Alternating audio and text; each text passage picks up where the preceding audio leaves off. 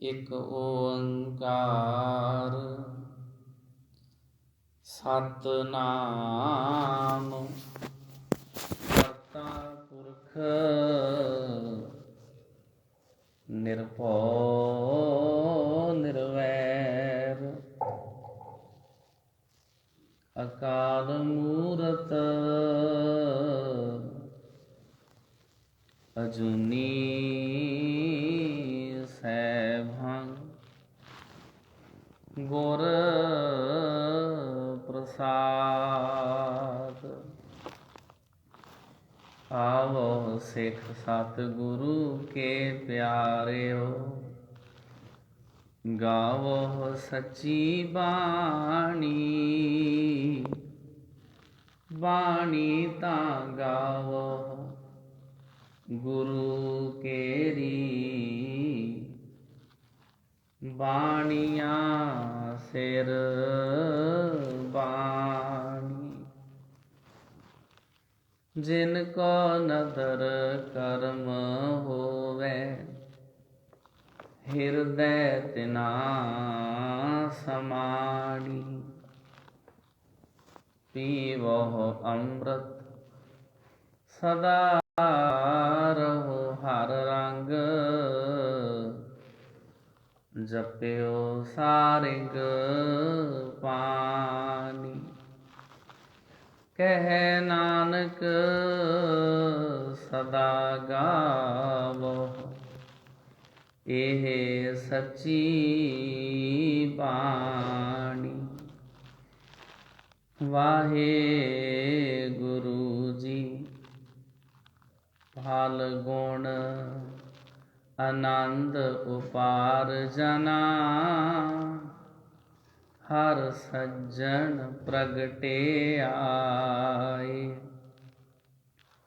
ਸੰਤ ਸਹਾਈ ਰਾਮ ਕੇ, ਕਰ ਕਿਰਪਾ ਦੀਆ ਮਿਲਾਏ। ਫਲ ਗੁਣ ਆਨੰਦ ਉਪਾਰਜਨਾ, ਹਰ ਸੱਜਣ ਪ੍ਰਗਟੇ ਆਏ। ਸੰਤ ਸਹਾਈ ਰਾਮ ਕੇ, ਕਰ ਕਿਰਪਾ ਦੀਆ ਮਿਲਾਏ।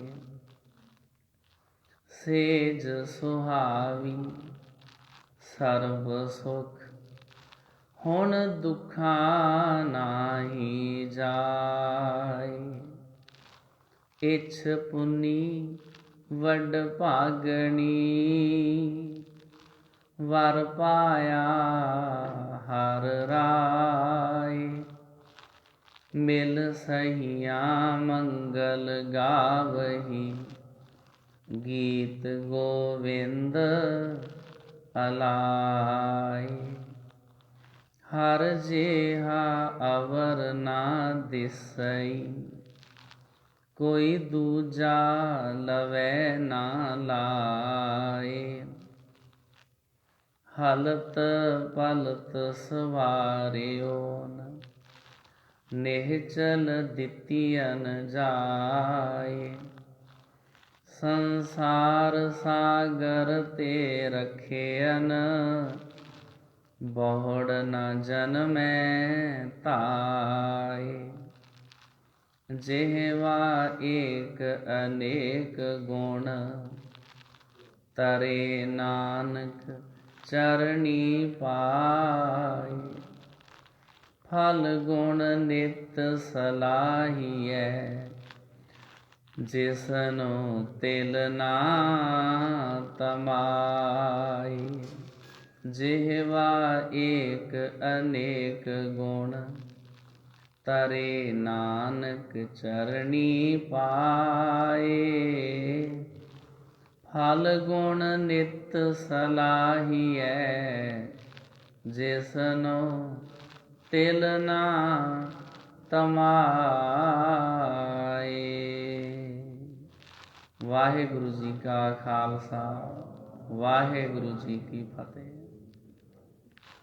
ਗੁਰੂ ਪਿਆਰੀ ਸਾਧ ਸੰਗਤ ਜੀ, ਸੰਗਰਾਂਦ ਦਾ ਦਿਹਾੜਾ ਹੈ। ਇਹ ਜਿਹੜਾ ਸੰਗਰਾਂਦ ਸ਼ਬਦ ਹੈ 2 ਸ਼ਬਦਾਂ ਦੇ ਜੋੜ ਤੋਂ ਬਣਦਾ। ਇਹ ਸੰਸਕ੍ਰਿਤ ਭਾਸ਼ਾ ਦਾ ਸ਼ਬਦ ਹੈ। ਸੰਕਰਾਂਤ, ਇਹਨੂੰ ਸੰਕ੍ਰਾਂਤੀ ਵੀ ਕਹਿ ਦਿੰਦੇ ਨੇ। ਇਸ ਸ਼ਬਦ ਨੂੰ ਸੰਧੀ ਛੇਦ ਕਰਨਾ ਹੋਵੇ ਫਿਰ ਅਸੀਂ ਇਹਨੂੰ ਬੋਲਾਂਗੇ ਸੰਗ ਕ੍ਰਾਂਤੀ, ਕ੍ਰਾਂਤੀ ਦੇ ਸਹਿਤ। ਅੱਜ ਦੇ ਦਿਨ ਕ੍ਰਾਂਤੀ ਕੀ ਹੁੰਦੀ ਹੈ? ਜਿਹੜਾ ਸੂਰਜ ਆ ਉਹਦੀਆਂ 12 ਰਾਸਾਂ ਹੁੰਦੀਆਂ ਨੇ। ਇੱਕ ਰਾਸ ਨੂੰ ਛੱਡ ਕੇ ਸੂਰਜ ਦੂਸਰੀ ਰਾਸ ਦੇ ਵਿੱਚ ਪ੍ਰਵੇਸ਼ ਕਰਦਾ। ਸੰਗਰਾਂਦ ਦੇ ਦਿਹਾੜੇ ਨੂੰ ਪਵਿੱਤਰ ਮੰਨਿਆ ਜਾਂਦਾ ਸੀ। ਇਸ ਦਿਨ ਲੋਕੀ ਨਦੀਆਂ, ਸਰੋਵਰਾਂ, ਤੀਰਥਾਂ ਦੇ ਉੱਤੇ ਜਾ ਕੇ ਇਸ਼ਨਾਨ ਕਰਦੇ ਸੀ, ਦਾਨ ਪੁੰਨ ਕਰਦੇ ਸੀ। ਲੋਕਾਂ ਦੀਆਂ ਕਈ ਤਰ੍ਹਾਂ ਦੀਆਂ ਧਾਰਨਾਵਾਂ ਬਣੀਆਂ ਹੋਈਆਂ ਸੀ ਵੀ ਅੱਜ ਦੇ ਦਿਨ ਕੀਤਾ ਹੋਇਆ ਦਾਨ ਪੁੰਨ ਬਹੁਤਾ ਫਲਦਾ।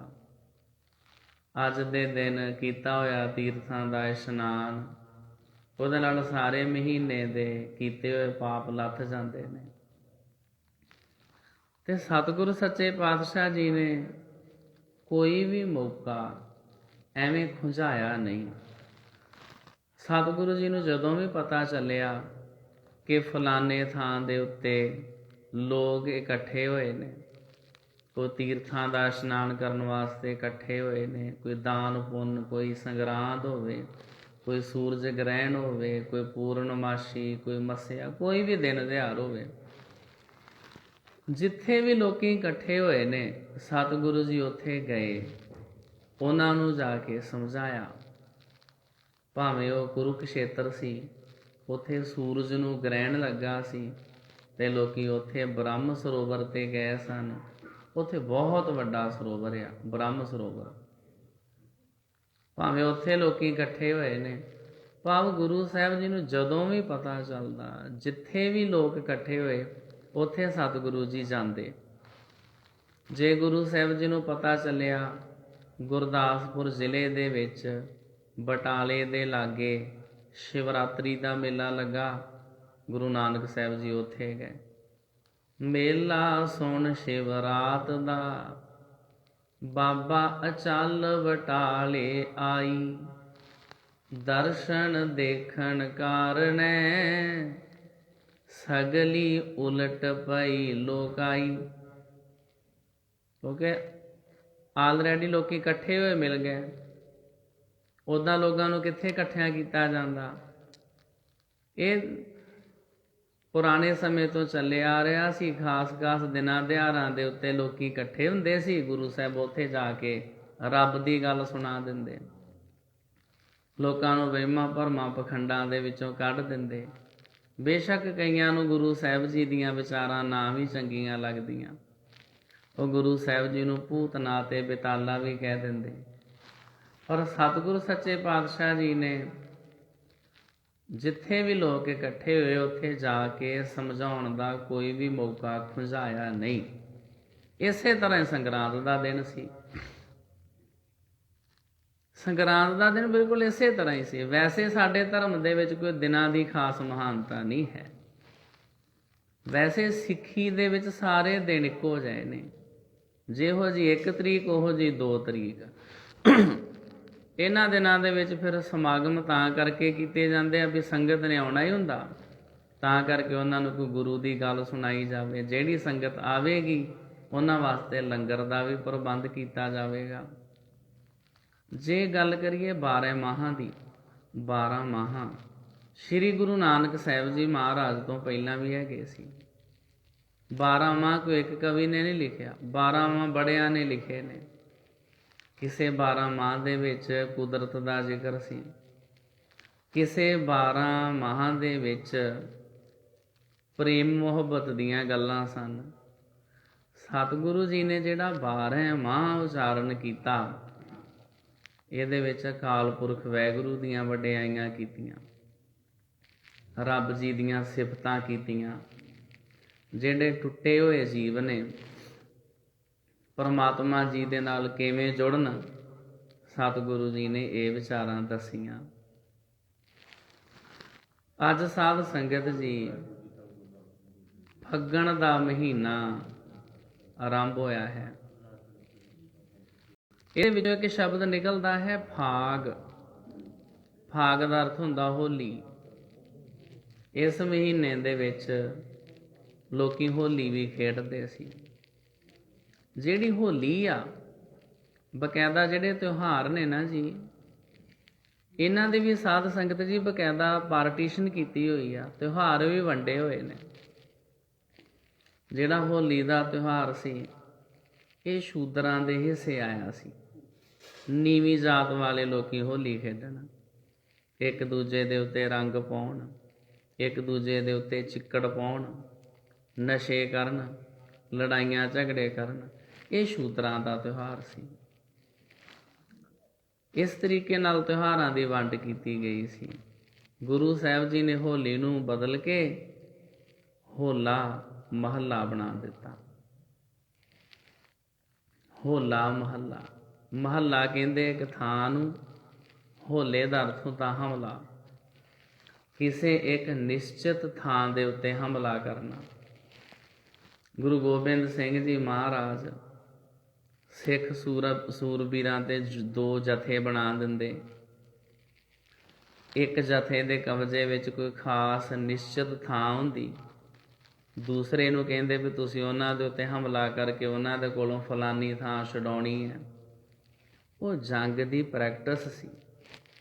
ਇਹਨਾਂ ਨੂੰ ਹਥਿਆਰ ਚਲਾਉਣੇ ਆਉਂਦੇ ਹੋਣ, ਸੋਹਣੀਆਂ ਦਸਤਾਰਾਂ ਸਜਾਉਣ ਦੇ ਮੁਕਾਬਲੇ ਹੁੰਦੇ, ਸ਼ਸਤਰਬਾਜ਼ੀ, ਘੋੜ ਸਵਾਰੀ, ਇਹ ਮੁਕਾਬਲੇ ਹੁੰਦੇ।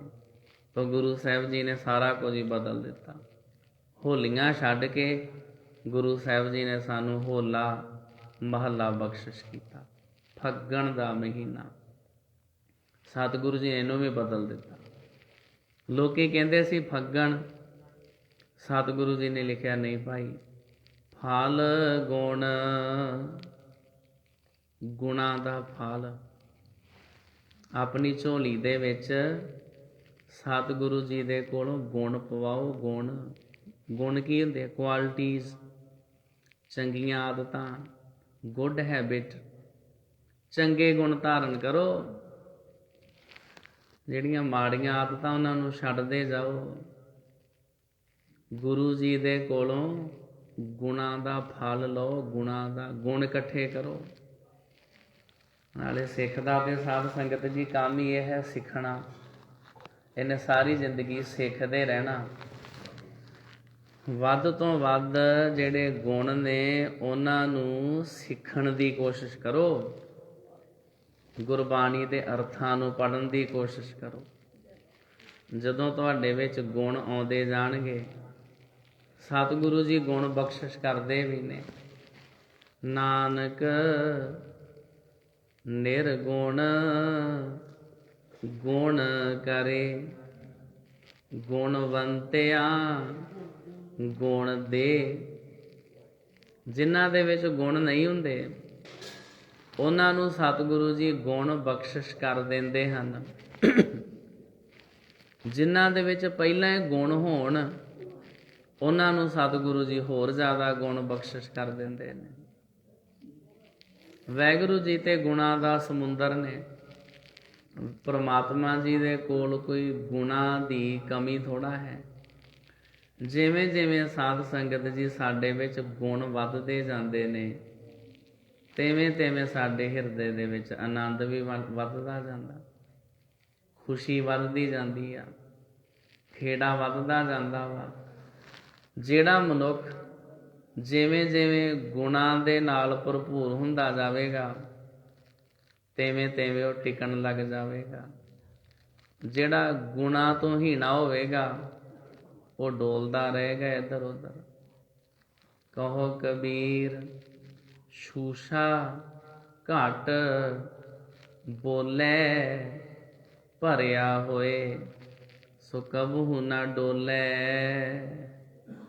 ਜਿਹੜਾ ਘੜਾ ਊਣਾ ਵਾ, ਉਹਦੇ ਵਿੱਚ ਪਾਣੀ ਜ਼ਿਆਦੀਆਂ ਡਲਕਾਂ ਮਾਰਦਾ।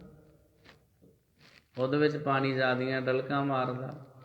ਜਿਹੜਾ ਘੜਾ ਊਣਾ ਵਾ, ਜਿਹੜਾ ਘੜਾ ਭਰਿਆ ਹੋਇਆ ਉਹ ਘੱਟ ਡੋਲਦਾ, ਉਹ ਟਿਕ ਜਾਂਦਾ।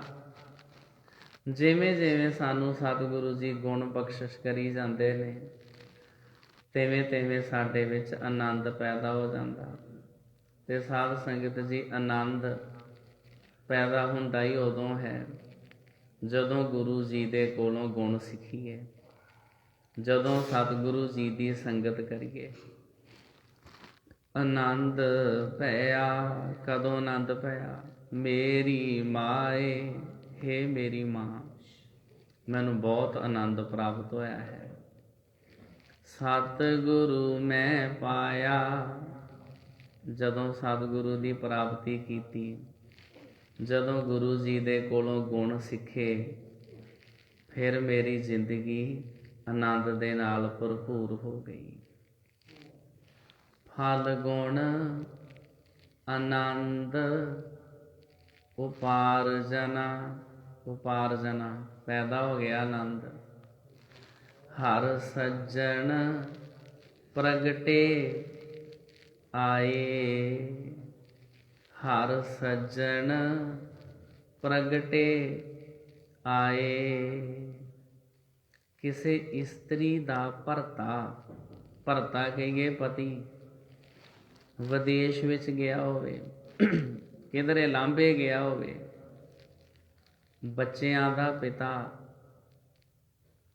ਮਾਤਾ ਪਿਤਾ ਦਾ ਪੁੱਤਰ ਕਿਧਰੇ ਦੂਰ ਦੁਰੇਡੇ ਗਿਆ ਹੋਇਆ ਵਾ, ਉਹ ਜਦੋਂ ਵਾਪਸ ਆਪਣੇ ਘਰ ਦੇ ਵਿੱਚ ਆਉਂਦਾ, ਸਾਰੇ ਪਰਿਵਾਰ ਦੇ ਜੀਆਂ ਨੂੰ ਕਿੰਨੀ ਖੁਸ਼ੀ ਹੁੰਦੀ ਆ, ਕਿੰਨਾ ਆਨੰਦ ਹੁੰਦਾ।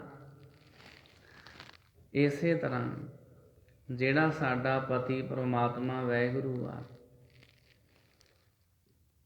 ਉਸ ਤੋਂ ਅਸੀਂ ਵਿਛੜੇ ਹੋਏ ਹਾਂ, ਉਹਨਾਂ ਦੇ ਬਾਰੇ ਅਸੀਂ ਜਾਣਦੇ ਨਹੀਂ। ਜਦੋਂ ਉਹ ਸੱਜਣ, ਸੱਜਣ ਸੱਚਾ ਪਾਤਸ਼ਾਹ, ਸਿਰ ਸ਼ਾਹਾਂ ਦੇ ਸ਼ਾਹ, ਜਿਸ ਪਾਸ ਬੈਠਿਆ ਸੋਹੀਐ, ਸਭਨਾ ਦਾ ਵੇਸਾ। ਜਦੋਂ ਉਹ ਸੱਜਣ ਅਕਾਲ ਪੁਰਖ ਵਾਹਿਗੁਰੂ ਜੀ ਸਾਡੇ ਹਿਰਦੇ ਦੇ ਵਿੱਚ ਪ੍ਰਗਟ ਹੋ ਜਾਂਦੇ ਨੇ, ਫਿਰ ਤਾਂ ਸਾਧ ਸੰਗਤ ਜੀ ਆਨੰਦ ਹੀ ਆਨੰਦ ਹੈ। ਫਿਰ ਤੇ ਖੁਸ਼ੀ ਖੇੜੇ ਚਾਅ ਮਲ੍ਹਾਰ ਦੀ ਇੱਕ ਲਹਿਰ ਦੌੜ ਜਾਂਦੀ ਹੈ। ਜਿਨ੍ਹਾਂ ਪਰਿਵਾਰਾਂ ਦੇ ਵਿੱਚੋਂ ਕੋਈ ਘਰ ਦਾ ਜੀ ਵਿਦੇਸ਼ਾਂ ਵਿੱਚ ਗਿਆ ਹੋਵੇ, ਉਹ ਫਿਰ ਕਈ ਸਾਲਾਂ ਬਾਅਦ ਆਪਣੇ ਦੇਸ਼ ਪਰਤੇ, ਆਪਣੇ ਘਰ ਦੇ ਵਿੱਚ ਆਵੇ, ਉਹਦੇ ਆਉਣ ਦੀ ਖੁਸ਼ੀ ਮਨਾਈ ਜਾਂਦੀ ਹੈ। ਸਮੇਂ ਸਮੇਂ ਨਾਲ ਖੁਸ਼ੀ ਮਨਾਉਣ ਦੇ ਜਿਹੜੇ ਤਰੀਕੇ ਨੇ ਉਹ ਚੇਂਜ ਹੁੰਦੇ ਜਾਂਦੇ ਨੇ, ਉਹ ਬਦਲਦੇ ਜਾਂਦੇ। ਅਸੀਂ ਛੋਟੇ ਛੋਟੇ ਹੁੰਦੇ ਵੇਖਦੇ ਹੁੰਦੇ ਸੀ, ਜਦੋਂ ਕਿਸੇ ਦੇ ਘਰ ਵਿੱਚ ਉਹਨਾਂ ਦੇ ਪਿਤਾ ਨੇ ਆਉਣਾ, ਬੇਸ਼ੱਕ ਉਹ ਦੁਬਈ ਤੇ ਆਦਿਕ ਤੋਂ ਕਈ ਸਾਲਾਂ ਬਾਅਦ ਆਵੇ, ਸਾਰੇ ਆਂਢ ਗੁਆਂਢ ਉਹਨਾਂ ਨੇ ਟੌਫੀਆਂ ਵੰਡਣੀਆਂ। ਬਾਕੀ ਬੱਚਿਆਂ ਨੇ ਪੁੱਛਣਾ ਕਾਹਦੀਆਂ, ਉਹ ਦੂਸਰੇ ਬੱਚਿਆਂ ਨੇ ਦੱਸਣਾ ਅੱਜ ਸਾਡੇ ਪਿਤਾ ਜੀ ਆਏ ਨੇ, ਉਹ ਫੌਰਨ ਤੋਂ ਆਏ ਨੇ। ਖੁਸ਼ੀ ਮਨਾਉਣ ਦਾ ਤਰੀਕਾ ਬਦਲਦਾ ਰਹਿੰਦਾ। ਹੁਣ ਵੀ ਜਦੋਂ ਕੋਈ ਕਿਸੇ ਦਾ ਬੱਚਾ ਕੋਈ ਸਫਲ ਹੋ ਕੇ, ਕੋਈ PR ਹੋ ਕੇ, ਕਿਸ ਤਰ੍ਹਾਂ ਵੀ ਸਫਲ ਹੋ ਕੇ ਵਾਪਸ ਆਪਣੇ ਦੇਸ਼ ਆਵੇ, ਪਰਿਵਾਰ ਵਿੱਚ ਖੁਸ਼ੀ ਮਨਾਈ ਜਾਂਦੀ ਆ। ਕੋਈ ਸੁਖਮਨੀ ਸਾਹਿਬ ਦਾ ਪਾਠ ਇਤਿਆਦਿ ਕੀ ਕਰਾਇਆ ਜਾਂਦਾ। ਇਸੇ ਤਰ੍ਹਾਂ ਸਾਧ ਸੰਗਤ ਜੀ, ਜਦੋਂ ਸਾਡੇ ਹਿਰਦੇ ਦੇ ਵਿੱਚ ਪਤੀ ਪਰਮਾਤਮਾ ਅਕਾਲ ਪੁਰਖ ਵਾਹਿਗੁਰੂ ਜੀ ਪ੍ਰਗਟ ਹੋ ਜਾਂਦੇ ਨੇ, ਤੇ ਉਦੋਂ ਤਾਂ ਫਿਰ ਖੁਸ਼ੀ ਦਾ ਕੋਈ ਪਾਰਾਵਾਰ ਹੀ ਨਹੀਂ ਰਹਿੰਦਾ। ਉਦੋਂ ਤੇ ਮਨੁੱਖ ਦਾ ਜਿਹੜਾ ਹਿਰਦਾ ਉਹ ਕੰਬਲ ਦੇ ਫੁੱਲ ਵਾਂਗੂ ਖਿੜ ਜਾਂਦਾ। ਫਲ ਗੁਣ ਆਨੰਦ ਉਪਾਰਜਨਾ,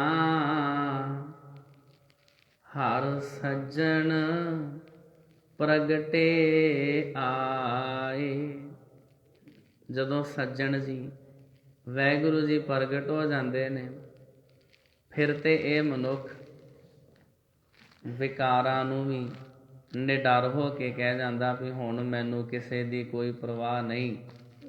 ਹੇ ਪੰਜ ਵਿਕਾਰੋ, ਦੌੜ ਜਾਓ ਮੇਰੇ ਹਿਰਦੇ ਵਿੱਚੋਂ।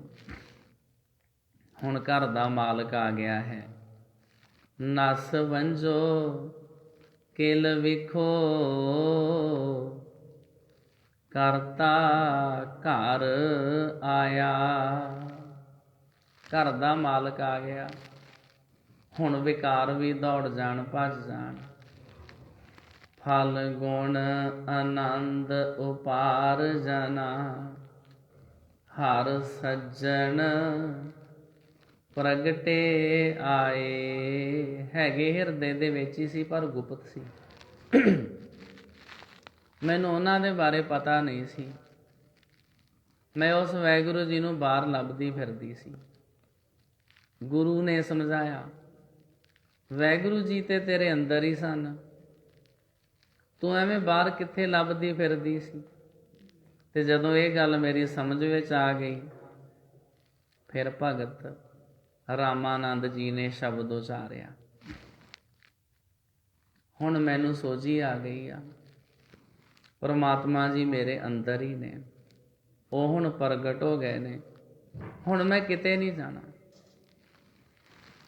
ਮੈਂ ਜਿਹੜੇ ਦਰਸ਼ਨ ਕਰਨੇ ਨੇ ਉਹ ਮੈਂ ਇੱਥੇ ਹੀ ਕਰ ਲੈਣੇ ਨੇ।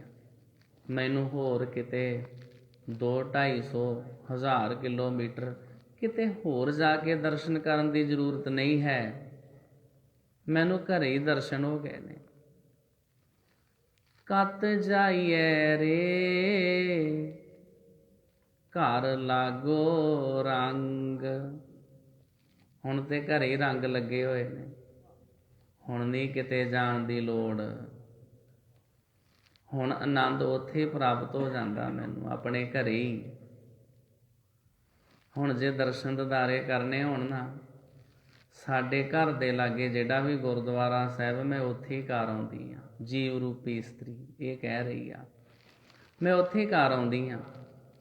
ਹੁਣ ਮੇਰਾ ਆਵਾ ਗਾਉਣ ਆਉਣਾ ਜਾਣਾ ਸਭ ਖਤਮ। ਹੁਣ ਟਿਕਾਓ ਵਾਲੀ ਅਵਸਥਾ ਆ ਗਈ ਆ। ਕਤ ਜਾਈਏ ਰੇ ਘਰ ਲਾਗੋ ਰੰਗ, ਮੇਰਾ ਚਿੱਤ ਨਾ ਚਲੇ ਮਨ ਭਇਓ ਪੰਗ। ਹੁਣ ਮੇਰਾ ਮਨ ਪਿੰਗਲਾ ਹੋ ਗਿਆ, ਹੈਂਡੀਕੈਪਟ ਹੋ ਗਿਆ। ਹੁਣ ਕਿਤੇ ਜਾ ਹੀ ਨਹੀਂ ਸਕਦਾ। ਹੁਣ ਇਹ ਮਨ ਜਾਂਦਾ ਹੀ ਨਹੀਂ, ਦੌੜਦਾ ਹੀ ਨਹੀਂ। ਇਹਦੇ ਮਨ ਵਿੱਚ ਕੋਈ ਹੋਰ ਦੂਸਰੀ ਖਾਹਿਸ਼ ਇੱਛਾ ਰਹੀ ਨਹੀਂ। ਹੋਰ ਮੈਂ ਕਿਤੇ ਕਿਉਂ ਜਾਵਾਂ? ਕੀ ਕਿਸੇ ਹੋਰ ਥਾਂ ਦੇ ਉੱਤੇ ਕੋਈ ਫਰਕ ਆ? ਉੱਥੇ ਵੀ ਤੇ ਗੁਰੂ ਗ੍ਰੰਥ ਸਾਹਿਬ ਜੀ ਦਾ ਸਰੂਪ ਇਹੋ ਹੀ ਆ ਜਿਹੜਾ ਇੱਥੇ ਆ। ਤਾਂ ਕਰਕੇ ਮੈਂ ਕਿਤੇ ਹੋਰ ਕਿਉਂ ਜਾਵਾਂ? ਇਹੋ ਗੱਲ ਤੇ ਸਤਿਗੁਰੂ ਜੀ ਸਾਨੂੰ ਸਮਝਾਉਣੀ ਚਾਹੁੰਦੇ ਸੀ, ਜਿਹੜੀ ਅਸੀਂ ਸਮਝ ਨਹੀਂ ਸਕੇ। ਕਤ ਜਾਈਏ ਰੇ ਘਰ ਲਾਗੋ ਰੰਗ, ਮੇਰਾ ਚਿੱਤ ਨਾ ਚਲੇ ਮਨ ਭਇਓ ਪੰਗ। ਏਕ ਦਿਵਸ ਮਨ ਭਈ ਉਮੰਗ, ਘਸ ਚੰਦਨ ਚੋਆ ਬਹੁ ਸੁਗੰਧ। ਉਹ ਲਿਖਦੇ ਬਾਬਾ ਜੀ, ਬਚਨ ਕਰਦੇ ਵੀ ਇੱਕ ਦਿਨ ਮੇਰੇ ਮਨ ਵਿੱਚ ਚਾਅ ਆਇਆ।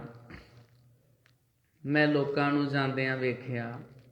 ਮੇਰੇ ਮਨ 'ਚ ਖਿਆਲ ਆਇਆ ਵੀ ਹੋਰ ਉਹ ਲੋਕੀ ਵੀ ਤੇ ਜਾਂਦੇ ਨੇ ਤੇ ਮੈਂ ਵੀ ਜਾਵਾਂ। ਮੇਰੇ ਮਨ ਵਿੱਚ ਉਮੰਗ ਪੈਦਾ ਹੋਈ, ਚਾਅ ਪੈਦਾ ਹੋਇਆ। ਏਕ ਦਿਵਸ ਮਨ ਭਈ ਉਮੰਗ, ਘਸ ਚੰਦਨ ਚੋਆ ਬਹੁ ਸੁਗੰਧ। ਅੱਜ ਕੱਲ੍ਹ ਦੇ ਸਮੇਂ ਵਿੱਚ ਤੇ ਧੂਪ ਅਗਰਬੱਤੀਆਂ ਬਣੀਆਂ ਬਣਾਈਆਂ ਮਿਲ ਜਾਂਦੀਆਂ ਸੀ। ਪੁਰਾਣੇ ਸਮੇਂ ਵਿੱਚ ਸਾਰਾ ਕੁਝ ਆਪ ਬਣਾਉਣਾ ਪੈਂਦਾ ਸੀ। ਚੰਦਨ ਦੀ ਲੱਕੜੀ ਲੈ ਕੇ ਉਹਨੂੰ ਪੱਥਰ ਦੇ ਉੱਤੇ ਰਗੜਨਾ ਪੈਂਦਾ ਸੀ, ਉਹਦੀ ਪੇਸਟ ਬਣਾਉਣੀ ਪੈਂਦੀ ਸੀ। ਸਾਰਾ ਕੁਝ ਆਪ ਆਪਣੇ ਹੱਥੀਂ ਕਰਨਾ ਪੈਂਦਾ ਸੀ। ਮੇਰੇ ਮਨ ਵਿੱਚ ਚਾਅ ਆਇਆ। ਮੈਂ ਚੰਦਨ ਦੀ ਲੱਕੜ ਲੈ ਕੇ ਉਹਨੂੰ ਪੱਥਰ ਦੇ ਉੱਤੇ ਰਗੜਿਆ, ਜਾਂ ਉਹਨੂੰ ਮੈਂ ਕੁੱਟਿਆ, ਉਹਦੀ ਪੇਸਟ ਬਣਾਈ ਵੀ ਮੈਂ ਕਿਸੇ ਮੰਦਰ ਇਤਿਆਦਿਕ 'ਚ ਜਾ ਕੇ ਦੇਵਤਿਆਂ ਨੂੰ ਲਾ ਕੇ ਆਵਾਂ, ਹੋਰ ਚੰਦਨ ਦਾ ਛਿੜਕਾਓ ਕਰਕੇ ਆਵਾਂ ਉਹਦੇ 'ਚ ਪਾਣੀ। ਜਿਵੇਂ ਅੱਜ ਦੇ ਸਮੇਂ ਵਿੱਚ ਇਤਰ, ਫਲੈਲ, ਪਰਫਿਊਮ ਇਤਿਆਦਿਕ ਨਹੀਂ ਹੁੰਦੇ, ਉਹ ਪੁਰਾਣੇ ਸਮੇਂ 'ਚ ਲੋਕਾਂ ਨੂੰ ਆਪ ਤਿਆਰ ਕਰਨਾ ਪੈਂਦਾ ਸੀ ਸਾਰਾ ਕੁਝ। ਇਹ ਵੀ ਹਿਸਾਬ ਨਾਲ ਹੀ ਚਾਹੀਦਾ ਹਵਾ ਦੀ ਸੁਗੰਧੀ ਵਾਸਤੇ। ਇਹ ਨਹੀਂ ਵੀ ਜਿਹੜਾ ਆਵੇ ਉਹ ਸਪਰੇਅ ਕਰ ਜੇ, ਜਿਹੜਾ ਆਵੇ ਸਪਰੇਅ ਕਰ ਜੇ। ਇਹ ਚੀਜ਼ਾਂ ਗਲੇ ਵਾਸਤੇ ਬਹੁਤੀਆਂ ਚੰਗੀਆਂ ਨਹੀਂ ਹਨ, ਨੁਕਸਾਨ ਕਰਦੀਆਂ ਜ਼ਿਆਦੀਆਂ। ਸਾਹ ਲੈਣ ਵਾਸਤੇ ਚੀਜ਼ਾਂ ਬਹੁਤੀਆਂ ਚੰਗੀਆਂ ਨਹੀਂ। ਤੋ ਸਾਧ ਸੰਗਤ ਜੀ, ਬਾਬਾ ਰਾਮਾਨੰਦ ਜੀ ਲਿਖਦੇ, ਭਗਤ ਰਾਮਾਨੰਦ ਜੀ, ਉਹ ਬਚਨ ਕਰਦੇ ਵੀ ਮੈਂ ਫਿਰ ਚੰਦਨ ਲੈ ਕੇ ਉਹਨੂੰ ਫਿਰ ਰਗੜਿਆ, ਉਹਦੀ ਮੈਂ ਪੇਸਟ ਬਣਾਈ ਤੇ ਉਹ ਫਿਰ ਮੈਂ ਲੈ ਕੇ ਗਈ ਮੰਦਰ 'ਚ। ਏਕ ਦਿਵਸ ਮਨ ਭਈ ਉਮੰਗ, ਘਸ ਚੰਦਨ ਚੋਆ ਬਹੁ ਸੁਗੰਧ, ਪੂਜਨ ਚਾਲੀ ਬ੍ਰਹਮ ਠਾਏ, ਸੋ ਬ੍ਰਹਮ ਬਤਾਇਓ ਗੁਰ ਘਰ ਹੀ ਮਾਹੇ। ਮੈਂ ਜਦੋਂ ਫਿਰ ਰੱਬ ਦੀ ਪੂਜਾ ਕਰਨ ਵਾਸਤੇ ਗਈ, ਮੈਨੂੰ ਰੱਬ ਜੀ ਨੇ ਸਮਝਾਇਆ, ਤੂੰ ਇੱਥੇ ਕੀ ਕਰਨ ਵਾਸਤੇ ਆਇਆ ਹੈ? ਮੈਂ ਤਾਂ ਤੇਰੇ ਹਿਰਦੇ ਦੇ ਵਿੱਚ ਹੀ ਵਸਦਾ ਹਾਂ।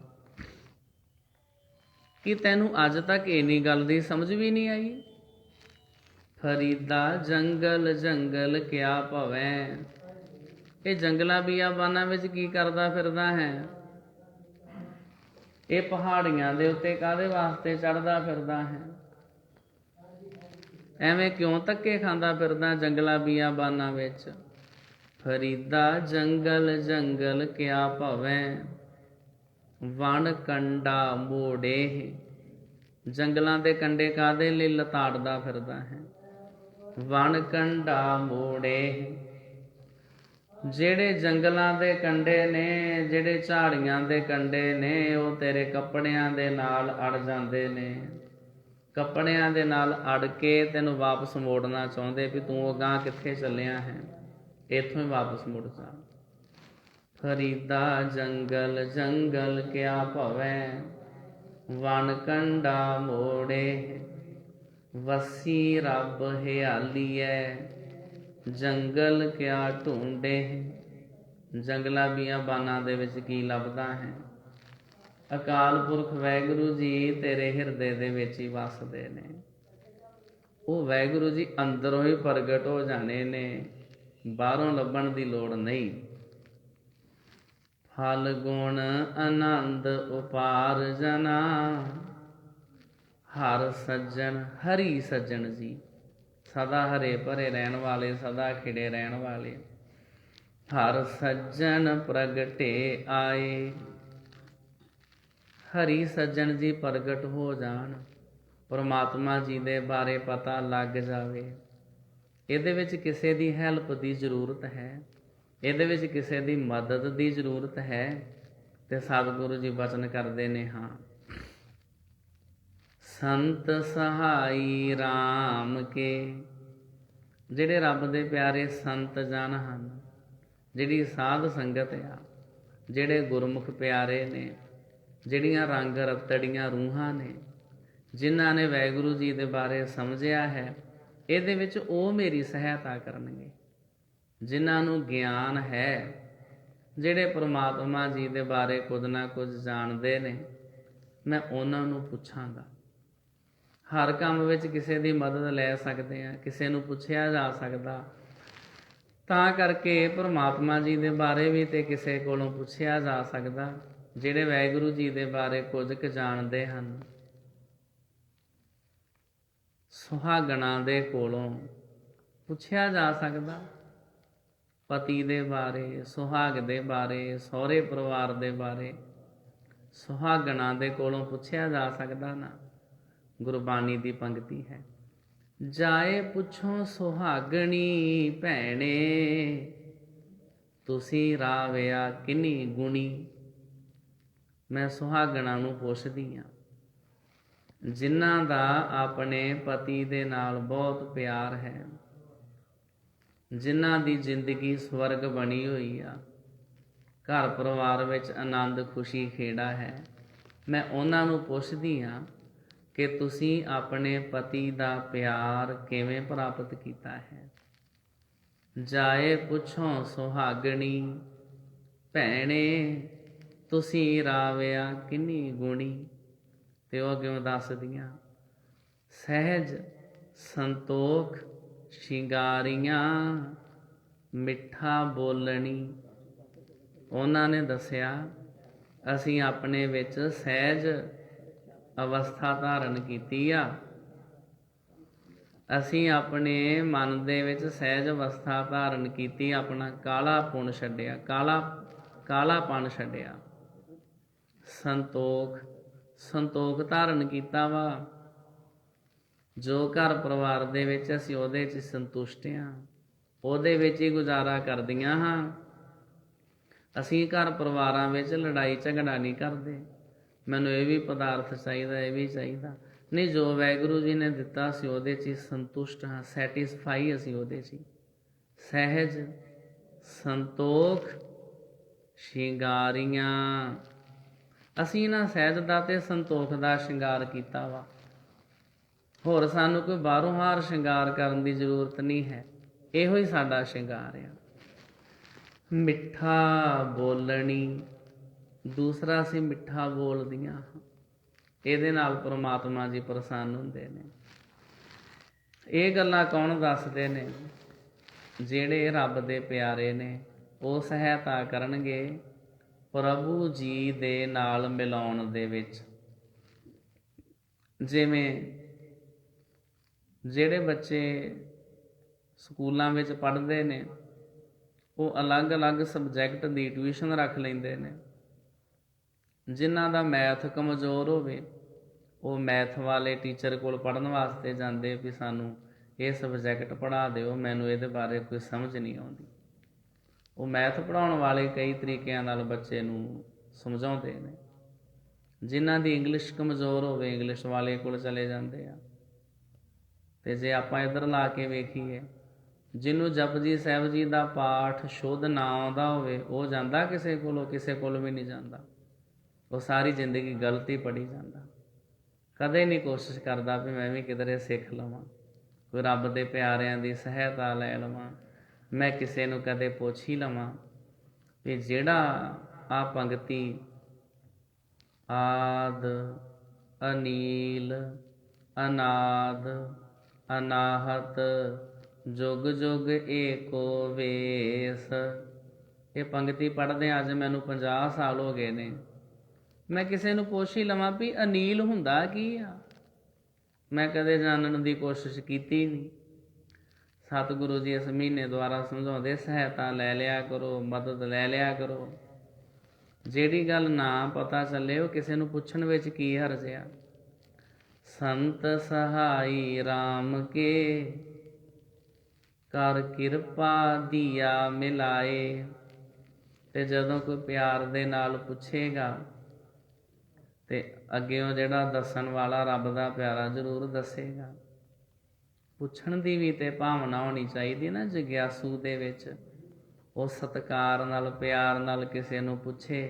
ਰੱਬ ਦੇ ਪਿਆਰੇ ਸੰਤ ਜਨ, ਗੁਰਮੁਖ ਪਿਆਰੇ ਦੱਸਦੇ ਨੇ, ਦੱਸ ਕੇ ਅਕਾਲ ਪੁਰਖ ਵਾਹਿਗੁਰੂ ਜੀ ਦੇ ਨਾਲ ਮਿਲਾਉਣ ਦੇ ਵਿੱਚ ਸਹਾਇਤਾ ਕਰਦੇ ਨੇ। ਤੇ ਜਿਹੜੇ ਵਾਹਿਗੁਰੂ ਦੇ ਵਿੱਚ ਗੁਰਮੁਖ ਮਿਲ ਜਾਣ, ਸੇਜ ਸੁਹਾਵੀ, ਉਹਨਾਂ ਦੀ ਜਿਹੜੀ ਸੇਜ ਆ ਨਾ, ਸੁਹਾਵਣੀ ਹੋ ਜਾਂਦੀ ਆ। ਉਹਨਾਂ ਦੀ ਸੇਜ ਸੁਹਾਵਣੀ ਹੋ ਜਾਂਦੀ ਆ। ਸੇਜ ਕੀ ਆ? ਸਾਡਾ ਹਿਰਦਾ, ਹਿਰਦਾ ਰੂਪੀ ਸੇਜ। ਜਿਹੜਾ ਸਾਡਾ ਹਿਰਦਾ ਨਾ, ਇਹ ਬਹੁਤ ਸੁੰਦਰ ਸੇਜ ਆ। ਸੇਜ ਦਾ ਮਤਲਬ ਕੀ ਹੈ? ਆ ਬੈੱਡ ਜਿਹਦੇ ਉੱਤੇ ਸੌਂਈਦਾ, ਉਹਨੂੰ ਕਹਿੰਦੇ ਆ ਸੇਜ।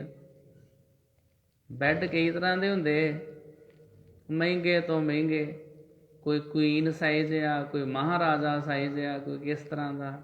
ਲੱਖਾਂ ਰੁਪਇਆਂ ਦੇ ਬੈੱਡ ਨੇ। ਗੁਰਬਾਣੀ ਦੇ ਵਿੱਚ ਇੱਕ ਬਚਨ ਆਇਆ, ਸਤਿਗੁਰੂ ਜੀ ਨੇ ਤੇ ਕੋਈ ਗੱਲ ਛੱਡੀ ਨਹੀਂ। ਗੁਰੂ ਗ੍ਰੰਥ ਸਾਹਿਬ ਜੀ ਦੇ ਇੱਕ ਬਹੁਤ ਵਿਸ਼ਾਲ ਮਹਾਨ ਇਨਸਾਈਕਲੋਪੀਡੀਆ ਨੇ। ਇੱਕ ਥਾਂ ਤੇ ਮਹਾਰਾਜ ਲਿਖਦੇ ਨੇ, ਸਤਿਗੁਰੂ ਜੀ ਨੇ ਜਦੋਂ ਸੱਜਣ ਠੱਗ ਨੂੰ ਸਮਝਾਇਆ ਨਾ ਸ਼ਬਦ ਉਚਾਰਨ ਕਰਕੇ, ਉੱਥੇ ਉਹਨਾਂ ਲਿਖਿਆ, ਊਜਲ ਕਹਿ ਚਿਲਕਣਾ, ਘੋਟਿਮ ਕਾਲੜੀ ਮਸ। ਧੋਤਿਆਂ ਜੂਠ ਨ ਉਤਰੈ, ਜੇ ਸੋ ਧੋਵਾਂ ਤਿਸ। ਸੱਜਣ ਸੇਈ ਨਾਲ ਮੈਂ, ਚੱਲਦਿਆਂ ਨਾਲ ਚੱਲਣ। ਜਿੱਥੈ ਲੇਖਾ ਮੰਗੀਐ, ਤਿੱਥੈ ਖੜੇ ਦਿਸਨ। ਉੱਥੇ ਸਤਿਗੁਰੂ ਜੀ ਨੇ ਵੀ ਬਚਨ ਅੰਮ੍ਰਿਤ ਬਾਣੀ ਦੇ ਵਿੱਚ ਕੀਤਾ ਹੈ। ਜਿਹੜੀਆਂ ਕੋਠੀਆਂ, ਮੰਡਪ, ਮਾੜੀਆਂ, ਕੋਠੇ ਮੰਡਪ ਮਾੜੀਆਂ, ਕੋਠੇ ਮੰਡਪ ਮਾੜੀਆਂ, ਇਹਨਾਂ ਵਿੱਚ ਸਾਰੀ ਟਾਈਪ ਦੇ ਘਰ ਆ ਜਾਂਦੇ, ਆਲ ਟਾਈਪਸ ਆਫ ਕੁਆਟਰ। ਜਿੰਨੇ ਵੀ ਘਰ ਆ ਨਾ, ਸਾਰੀਆਂ ਕਿਸਮਾਂ ਦੇ ਘਰ ਇਹਦੇ 'ਚ ਆ ਜਾਂਦੇ ਆ। ਭਾਵੇਂ ਕਿਸੇ ਨੇ ਸਿੱਧਾ ਹੀ ਬਣਾਇਆ ਹੋਵੇ ਨਾ, ਫਲੈਟ ਹੀ ਬਣਾਇਆ ਹੋਵੇ ਸਿੱਧਾ, 1 ਮੰਜ਼ਿਲ 2 ਮੰਜ਼ਿਲ 3 ਮੰਜ਼ਿਲਾਂ। ਭਾਵੇਂ ਕਿਸੇ ਨੇ 4 ਦੀਵਾਰੀ ਵੱਲ ਕੇ ਕਿੰਨਾ ਹੀ ਪੈਲੀ ਦਾ ਕਿੱਲਾ ਵੱਲ ਕੇ ਤੇ ਉਹਦੇ ਵਿੱਚ ਕੋਠੀ ਪਾਈ ਹੋਵੇ, ਉਹ ਵੀ ਇਹ ਸਾਰਾ ਕੁਛ ਇਹਦੇ ਵਿੱਚ ਹੀ ਆ ਜਾਂਦਾ। ਕੋਠੇ ਮੰਡਪ ਮਾੜੀਆਂ, ਪਾਸੋਂ ਚਿਤਵੀਆਂ। ਐਨ ਪੂਰੀਆਂ ਚਿਤਰੀਆਂ ਹੋਣ, ਉਹਨਾਂ ਦੇ ਬਾਹਰਲੇ ਪਾਸੇ ਪੱਥਰ ਹੀ ਪੱਥਰ ਲਾਇਆ ਹੋਵੇ, ਸੰਗਮਰਮਰ ਹੀ ਲਾਈ ਹੋਵੇ ਵੀ ਮੁੜ ਕੇ ਰੋਗਣ ਕਰਾਉਣ ਦੀ ਲੋੜ ਹੀ ਨਾ ਰਵੇ, ਪੂਰਾ ਖਰਚਾ ਕੀਤਾ ਹੋਵੇ। ਪਾਸੋਂ ਚਿਤਵੀਆਂ, ਢੱਠੀਆਂ ਕੰਮ ਨਾ ਆਵਣੀ, ਵਿੱਚੋਂ ਸੱਖਣੀਆਂ। ਪਰ ਜੇ ਉਹਨਾਂ ਕੋਠੇ ਮੰਡਪ ਮਾੜੀਆਂ ਦੇ ਵਿੱਚ, ਕੋਠੀਆਂ ਮਕਾਨਾਂ ਦੇ ਵਿੱਚ ਕੋਈ ਰਹਿੰਦਾ ਹੀ ਨਹੀਂ, ਫਿਰ ਉਹਦਾ ਕੀ ਫਾਇਦਾ? ਕੁਛ ਵੀ ਨਹੀਂ। ਫਿਰ ਤੇ ਨਾ ਕੋਈ ਫਾਇਦਾ ਹੋਇਆ ਵੀ ਇੰਨੀ ਵੱਡੀਆਂ ਕੋਠੀਆਂ ਬਣਾਈਆਂ, ਉਹਦੇ ਵਿੱਚ ਕੋਈ ਰਹਿੰਦਾ ਹੋਵੇ ਤੇ ਤਾਂ ਹੀ ਆ। ਜਿੰਨਾ ਚਿਰ ਉਹਨਾਂ ਵਿੱਚ ਕੋਈ ਵੱਸਦਾ ਨਹੀਂ, ਕੋਈ ਫਾਇਦਾ ਨਹੀਂ। ਮੈਂ ਵੇਖੀਆਂ ਨੇ ਇਹੋ ਜਿਹੀਆਂ ਕੋਠੀਆਂ, ਲੋਕੀ ਪੈਸਾ ਲਾ ਕੇ ਫੌਰਨ ਚਲੇ ਗਏ, ਪਿੱਛੋਂ ਕਿੰਨਾ ਵੱਡਾ ਵੱਡਾ ਘਾਹ ਉੱਗਿਆ, ਸੁੱਖੇ ਦੇ ਬੂਟੇ ਉੱਗੇ, ਕਈ ਕੁਝ ਉੱਗ ਪੈਂਦੇ, ਰੁੱਖ ਉੱਗ ਪੈਂਦੇ ਆ, ਕਿਸੇ ਕੰਮ ਨਹੀਂ। ਸਤਿਗੁਰੂ ਸਮਝਾਉਂਦੇ ਇਸੇ ਤਰ੍ਹਾਂ ਹੀ ਸਾਡਾ ਇਹ ਸਰੀਰ ਆ। ਇਹ ਸਰੀਰ ਨੂੰ ਬਣਾਇਆ, ਸਵਾਰਿਆ, ਇਸ਼ਨਾਨ ਪਾਣੀ ਕੀਤਾ, ਸੋਹਣੇ ਕੱਪੜੇ ਪਾਏ, ਵਧੀਆ ਬਣਾਇਆ, ਪਰ ਜੇ ਇਹਦੇ ਵਿੱਚ ਵਾਹਿਗੁਰੂ ਜੀ ਨਹੀਂ ਵਸਦੇ, ਇਹਦਾ ਕੋਈ ਫਾਇਦਾ ਨਹੀਂ ਹੈ। ਬਹੁਤ ਬੇਸ਼ਕੀਮਤੀ ਮਹਿੰਗਾ ਬੈੱਡ ਆ, ਉਹਦੇ ਉੱਤੇ ਬੈਠਦਾ ਹੀ ਕੋਈ ਨਹੀਂ, ਉਹਦੇ 'ਤੇ ਸੌਂਦਾ ਹੀ ਕੋਈ ਨਹੀਂ, ਕੀ ਫਾਇਦਾ ਉਹਦਾ? ਕੁਛ ਵੀ ਨਹੀਂ। ਸਾਡਾ ਹਿਰਦਾ ਇੱਕ ਪ੍ਰਕਾਰ ਦੀ ਸੇਜ ਆ, ਇਹਦੇ ਉੱਤੇ ਵਾਹਿਗੁਰੂ ਜੀ ਕਦੇ ਬਿਰਾਜਮਾਨ ਹੀ ਨਹੀਂ ਹੋਏ, ਇਹਦੇ ਉੱਤੇ ਵਾਹਿਗੁਰੂ ਜੀ ਆਣ ਕੇ ਕਦੇ ਬੈਠੇ ਹੀ ਨਹੀਂ। ਇਸ ਸੇਜ ਦਾ ਕੋਈ ਫਾਇਦਾ ਨਹੀਂ। ਇਹ ਸੇਜ ਕਦੋਂ ਸੁਹਾਵਣੀ ਹੋਣੀ ਆ?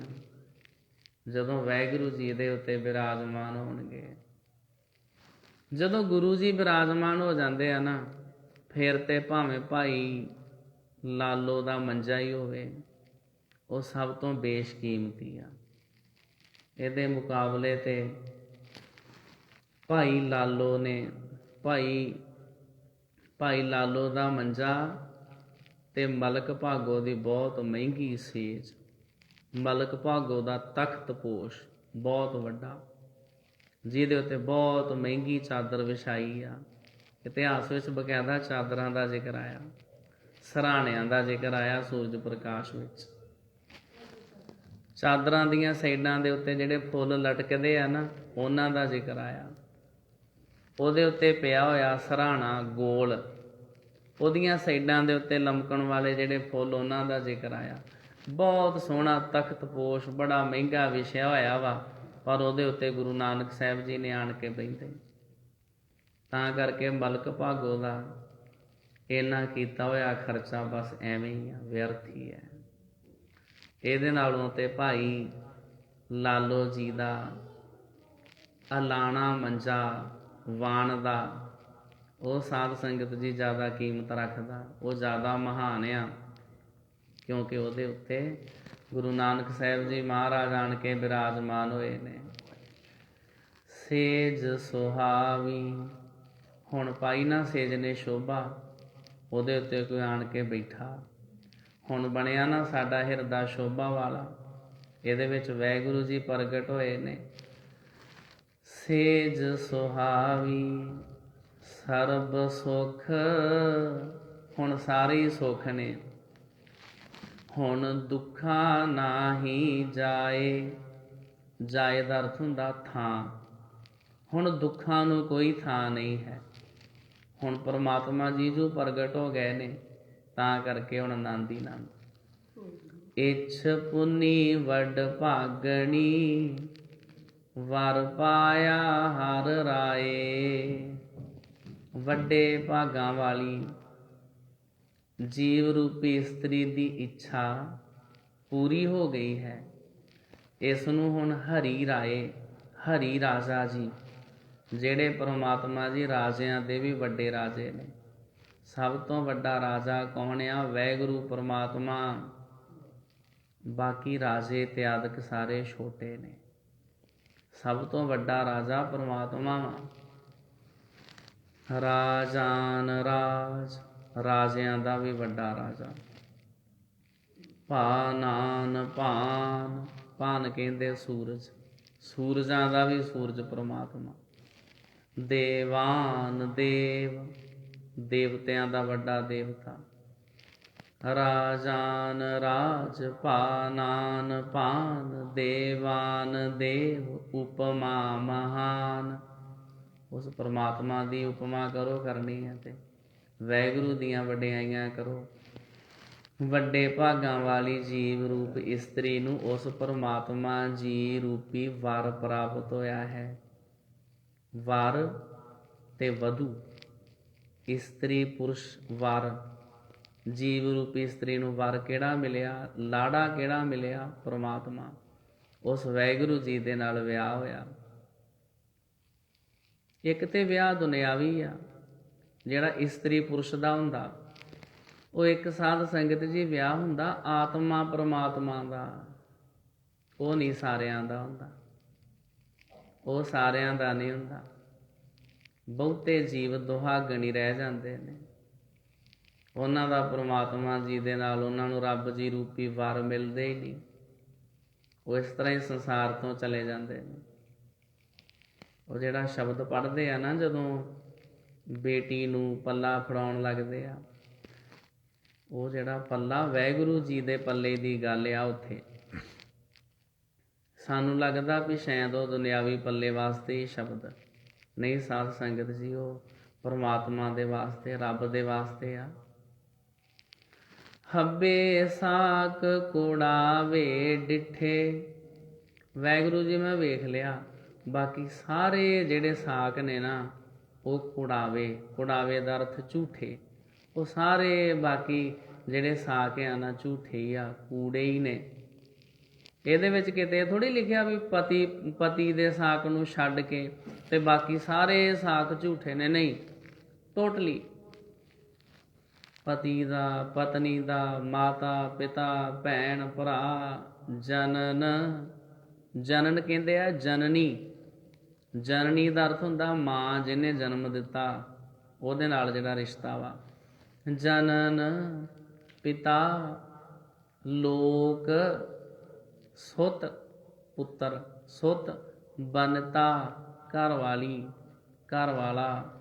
ਜਨਨ ਪਿਤਾ, ਲੋਕ, ਸੁੱਤ ਬਨਤਾ, ਕੋਈ ਨਾ ਕਿਸ ਕੀ ਧਰਿਆ। ਕੋਈ ਨਹੀਂ ਕਿਸੇ ਦਾ। ਉਹ ਠੀਕ ਹੈ ਵੀ ਆਪੋ ਆਪਣੀਆਂ ਡਿਊਟੀਆਂ ਨਿਭਾਉਂਦੇ ਪਏ ਆ। ਰੀਅਲ ਦੇ 'ਚ ਕੋਈ ਨਹੀਂ ਕਿਸੇ ਦਾ, ਅਸਲ ਦੇ ਵਿੱਚ ਕੋਈ ਨਹੀਂ ਕਿਸੇ ਦਾ। ਸਾਰਿਆਂ ਦਾ ਹਿਸਾਬ ਆਪੋ ਆਪਣਾ ਹੀ ਹੋਣਾ। ਸਾਰਿਆਂ ਦਾ ਹਿਰਦਾ ਆਪੋ ਆਪਣਾ। ਉਹਦੇ ਵਿੱਚ ਜਿਹੜੀ ਸੇਜ ਆ, ਉਹ ਸਾਰਿਆਂ ਦੀ ਅਲੱਗ ਅਲੱਗ ਆ। ਹੋ ਸਕਦਾ ਪਤੀ ਦੇ ਹਿਰਦੇ ਦੀ ਸੇਜ ਦੇ ਉੱਤੇ ਵਾਹਿਗੁਰੂ ਜੀ ਬੈਠੇ ਹੋਣ ਤੇ ਉਹਦੀ ਘਰ ਵਾਲੀ ਨੂੰ ਪਤਾ ਹੀ ਨਾ ਹੋਵੇ ਕਿਸੇ ਗੱਲ ਦਾ, ਵੀ ਰੱਬ ਜੀ ਹੁੰਦੇ ਕੀ ਆ ਤੇ ਕਿਹੜੀ ਸੇਜ ਤੇ ਕਿੰਨੇ ਆਣ ਕੇ ਬਹਿਣਾ, ਉਹਨੂੰ ਕਿਸੇ ਗੱਲ ਦਾ ਪਤਾ ਨਾ ਹੋਵੇ। ਇਸ ਤਰ੍ਹਾਂ ਦੀਆਂ ਵੀ ਸਾਧ ਸੰਗਤ ਜੀ ਕਹਾਣੀਆਂ ਹੈਗੀਆਂ ਨੇ ਵੀ ਜਿਹੜੀ ਬੀਬੀ ਆ, ਉਹ ਗੁਰੂ ਦੀ ਬਾਣੀ ਪੜ੍ਹਨ ਵਾਲੀ, ਨਾਮ 'ਚ ਰੰਗੀ ਹੋਈ ਆ, ਪਰਮਾਤਮਾ ਜੀ ਦੇ ਬਾਰੇ ਕੁਝ ਗਿਆਨ ਰੱਖਦੀ ਆ, ਤੇ ਪਤੀ ਸ਼ਰਾਬ ਪੀਂਦਾ। ਇਹ ਨਹੀਂ ਕੋਈ ਜ਼ਰੂਰੀ। ਇਹ ਸਾਧ ਸੰਗਤ ਜੀ ਅੰਦਰ ਦਾ ਰਿਸ਼ਤਾ ਪਰਮਾਤਮਾ ਜੀ ਦੇ ਨਾਲ, ਵਾਹਿਗੁਰੂ ਜੀ ਦੇ ਨਾਲ। ਹੱਬੇ ਸਾਕ ਕੁੜਾਵੇ ਡਿੱਠੇ, ਮੈਂ ਵੇਖ ਲਿਆ ਵਾਹਿਗੁਰੂ ਜੀ ਸਾਰੇ ਰਿਸ਼ਤੇ ਝੂਠੇ ਹੀ ਨੇ, ਹਬ ਕਿਛ ਤਿਆਗੀ, ਤਾਂ ਕਰਕੇ ਮੈਂ ਸਮਝ ਲਿਆ, ਮੈਂ ਤਿਆਗ ਦਿੱਤਾ ਸਭ ਕੁਝ। ਅੰਦਰੋਂ ਮੈਨੂੰ ਇਸ ਗੱਲ ਦੀ ਸੋਝੀ ਹੋ ਗਈ ਆ, ਬਾਹਰੋਂ ਨਹੀਂ ਤਿਆਗਣਾ, ਬਾਹਰੋਂ ਰਹਿਣਾ ਘਰ ਗ੍ਰਸਤੀ ਦੇ ਵਿੱਚ ਹੀ ਹੈ, ਪਰ ਅੰਦਰੋਂ ਪਤਾ ਜ਼ਰੂਰ ਹੋਣਾ ਚਾਹੀਦਾ ਵਾ ਕਿ ਜਿਨ੍ਹਾਂ ਨੂੰ ਮੈਂ ਆਪਣੇ ਸਮਝਦਾ ਨਾ, ਅਸਲ ਦੇ ਵਿੱਚ ਮੇਰੇ ਨਹੀਂ ਨੇ। ਘਰ ਕੀ ਨਾਰ ਬਹੁਤ ਹਿਤ ਜਾਸਿਓ, ਸਦਾ ਰਹਿਤ ਸੰਗ ਲਾਗੀ, ਜਬ ਹੀ ਹੰਸ ਤਜੀਏ ਕਾਇਆ, ਪ੍ਰੇਤ ਪ੍ਰੇਤ ਕਰ ਭਾਗੀ, ਇਹ ਬਿਦ ਕੋ ਵਿਵਹਾਰ ਬਨਿਓ ਹੈ, ਜਾਂ ਸਿਓ ਨੇਹ ਲਗਾਇਓ, ਅੰਤ ਬਾਰ ਨਾਨਕ ਬਿਨ ਹਰ ਜੀ, ਕੋ ਕਾਮ ਨਾ ਆਇਓ। ਅੰਦਰੋਂ ਇਸ ਗੱਲ ਦੀ ਸੋਝੀ ਜ਼ਰੂਰ ਹੋਣੀ ਚਾਹੀਦੀ ਆ। ਤਾਂ ਕਰਕੇ ਗੁਰੂ ਸਾਹਿਬ ਜੀ ਨੇ ਕਿਰਪਾ ਕੀਤੀ, ਵੱਡ ਭਾਗਣੀ ਜੀਵ ਰੂਪੀ ਇਸਤਰੀ ਦੀ ਇੱਛਾ ਪੂਰੀ ਹੋ ਗਈ, ਉਹਨੂੰ ਵਰ ਪ੍ਰਾਪਤ ਹੋਇਆ। ਪਰਮਾਤਮਾ ਜਿਹੋ ਜਿਹਾ ਵਰ ਚਾਹੁੰਦੀ ਸੀ, ਜਗਿਆਸੂ, ਉਹਨੂੰ ਵਰ ਪ੍ਰਾਪਤ ਹੋ ਗਿਆ। ਵਾਹਿਗੁਰੂ ਜੀ ਨੂੰ ਮਿਲਣਾ ਚਾਹੁੰਦੀ ਸੀ, ਅਕਾਲ ਪੁਰਖ ਪਰਮਾਤਮਾ ਜੀ ਰੂਪੀ ਵਰ ਜਗਿਆਸੂ ਰੂਪੀ ਇਸਤਰੀ ਨੂੰ ਪ੍ਰਾਪਤ ਹੋ ਗਿਆ। ਜਿਹੜਾ ਜੀਵ ਰੱਬ ਜੀ ਨੂੰ ਮਿਲਣਾ ਚਾਹੁੰਦਾ ਸੀ, ਉਹਨੂੰ ਰੱਬ ਜੀ ਮਿਲ ਗਏ। ਇਹਦੇ ਨਾਲੋਂ ਵੱਡੀ ਖੁਸ਼ੀ ਵਾਲੀ ਗੱਲ ਹੋਰ ਕਿਹੜੀ ਹੋ ਸਕਦੀ ਆ। ਤੇ ਜਿਹਦਾ ਜੀ ਨਹੀਂ ਸੀ ਕਰਦਾ, ਤੇ ਉਹਨੇ ਰੱਬ ਜੀ ਨੂੰ ਮਿਲ ਕੇ ਕੀ ਕਰਨਾ ਸੀ? ਉਹਦੇ ਵਾਸਤੇ ਇਹ ਸਾਰਾ ਕੰਮ ਬੋਝਲ ਸੀ, ਉਹਦਾ ਕੋਈ ਮਤਲਬ ਨਹੀਂ ਸੀ। ਜਿਵੇਂ ਦਾ ਬੱਚੀ ਵਰ ਚਾਹੁੰਦੀ ਹੋਵੇ, ਉਹਨੂੰ ਉਦਾਂ ਦਾ ਵਰ ਮਿਲ ਜਾਵੇ, ਫਿਰ ਤੇ ਆਨੰਦ ਹੀ ਆਨੰਦ ਆ।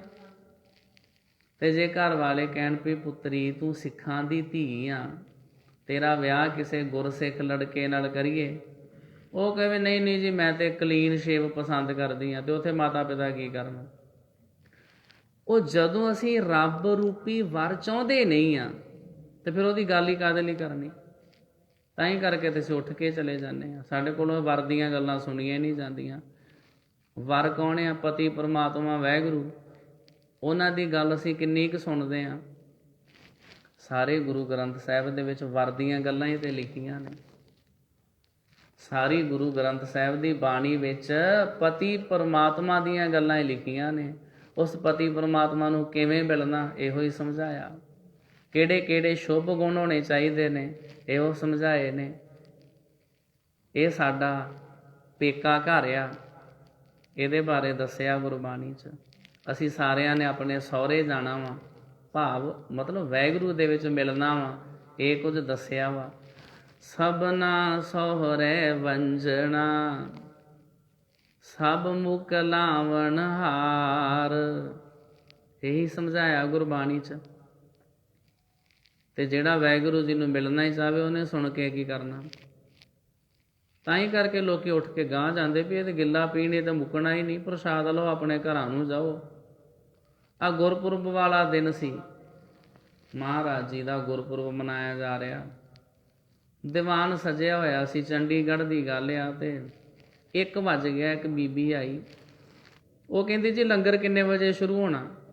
ਮੈਂ ਕਿਹਾ ਜੀ ਉਹ ਤੇ 2 ਵਜੇ ਸ਼ੁਰੂ ਹੋਣਾ। ਉਹ ਕਹਿੰਦੀ ਮੈਂ ਤੇ ਭੁਲੇਖੇ ਨਾਲ ਘੰਟਾ ਪਹਿਲਾਂ ਹੀ ਆ ਗਈ, ਮੈਨੂੰ ਕੀ ਪਤਾ ਸੀ ਮੈਂ 2 ਵਜੇ ਆ ਜਾਂਦੀ। ਤੇ ਮੇਰਾ ਮਤਲਬ ਕੋਈ ਕੀਰਤਨ ਸੁਣਨ ਨਾਲ ਥੋੜ੍ਹੀ ਆ, ਮੇਰਾ ਮਤਲਬ ਕੋਈ ਕਥਾ ਵਿਚਾਰ ਸੁਣਨ ਨਾਲ ਥੋੜ੍ਹੀ ਹੈ। ਇਹ ਤੁਸੀਂ ਪਹਿਲਾਂ ਇਸ਼ਤਿਹਾਰ 'ਚ ਲਿਖ ਦਿਆ ਕਰੋ ਵੀ ਇੰਨੇ ਵਜੇ ਲੰਗਰ ਸ਼ੁਰੂ ਹੋਣਾ ਸੀ, ਉਨੇ ਵਜੇ ਆ ਜਾਇਆ ਕਰੀਏ, ਅਸੀਂ ਕੋਈ ਕਥਾ ਸੁਣਨ ਥੋੜ੍ਹਾ ਹੋਣਾ। ਜਦੋਂ ਅਸੀਂ ਵਰ ਦੀ ਪ੍ਰਾਪਤੀ ਕਰਨੀ ਨਹੀਂ ਆ, ਉਹਦੀ ਗੱਲ ਹੀ ਕਿਉਂ ਕਰਨੀ? ਜਿਸ ਰਸਤੇ ਅਸੀਂ ਜਾਣਾ ਹੀ ਨਹੀਂ, ਉਹ ਰਸਤਾ ਸਾਨੂੰ ਦੱਸਦੇ ਕਿਉਂ? ਜੇ ਅਸੀਂ ਕਿਉਂ ਤੁਹਾਡੇ ਕੋਲੋਂ ਜਾਣੀਏ, ਕਿਉਂ ਪੁੱਛੀਏ? ਪਰ ਇੱਥੇ ਸਤਿਗੁਰੂ ਜੀ ਨੇ ਉਹਨਾਂ ਦੇ ਦਿਲ ਦੀ ਹਾਲਤ ਦੱਸੀ ਆ, ਜਿਹੜੇ ਵਾਹਿਗੁਰੂ ਜੀ ਨੂੰ ਮਿਲਣਾ ਚਾਹੁੰਦੇ ਸੀ, ਜਿਨ੍ਹਾਂ ਨੂੰ ਪਤੀ ਪਰਮਾਤਮਾ ਵਰ ਚਾਹੀਦਾ ਸੀ, ਉਹਨਾਂ ਨੂੰ ਮਿਲ ਗਿਆ। ਵੱਡੇ ਭਾਗਾਂ ਵਾਲਿਆਂ ਨੂੰ ਉਹਨਾਂ ਦੀ ਇੱਛਾ ਪੂਰੀ ਹੋ ਗਈ। ਮੇਰੀ ਇੱਛਾ ਹੀ ਇਹ ਸੀ ਵੀ ਮੈਨੂੰ ਪਰਮਾਤਮਾ ਰੂਪੀ ਵਰ ਦੀ ਪ੍ਰਾਪਤੀ ਹੋਵੇ।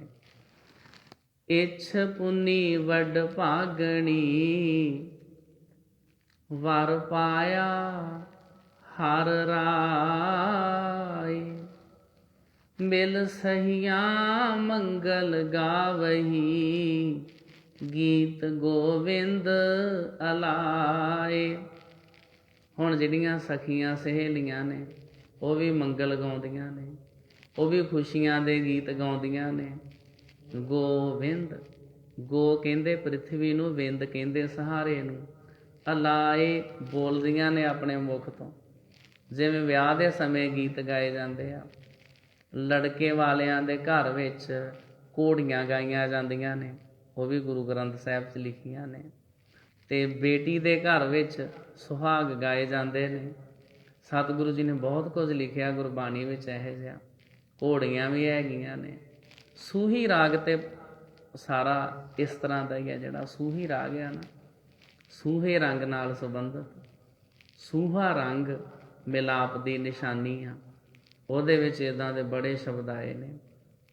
ਕੁੜਮ ਕੁੜਮਾਈ ਆਇਆ ਬਲਰਾਮ ਜੀਓ, ਗੁਣ ਜੰਝ ਲਾੜੇ ਨਾਲ ਸੋਹੈ, ਪਰਖ ਮੋਹਣੀਏ ਲਿਆ। ਹਰ ਪ੍ਰਭ ਮੇਰੇ ਬਾਬਲਾ, ਹਰ ਦੇਹੋ ਦਾਨ ਮੈਂ ਦਾਜੋ, ਹਰ ਕਪੜੋ ਹਰ ਸ਼ੋਭਾ ਦੇਵੋ, ਜਿਤ ਸਵਰੈ ਮੇਰਾ ਕਾਜੋ। ਬਹੁਤ ਸ਼ਬਦ ਨੇ ਉਸ ਰਾਗ ਵਿੱਚ ਵਿਆਹ ਨਾਲ ਸੰਬੰਧਿਤ। ਹੁਣ ਜਦੋਂ ਸਖੀਆਂ ਸਹੇਲੀਆਂ ਨੂੰ ਪਤਾ ਚੱਲਿਆ ਵੀ ਜਿੱਦਾਂ ਦਾ ਇਹ ਵਰ ਚਾਹੁੰਦੀ ਸੀ ਇਹਨੂੰ ਉੱਦਾਂ ਦਾ ਵਰ ਮਿਲ ਗਿਆ, ਉਹ ਖੁਸ਼ੀਆਂ ਦੇ ਗੀਤ ਗਾਉਂਦੀਆਂ ਨੇ।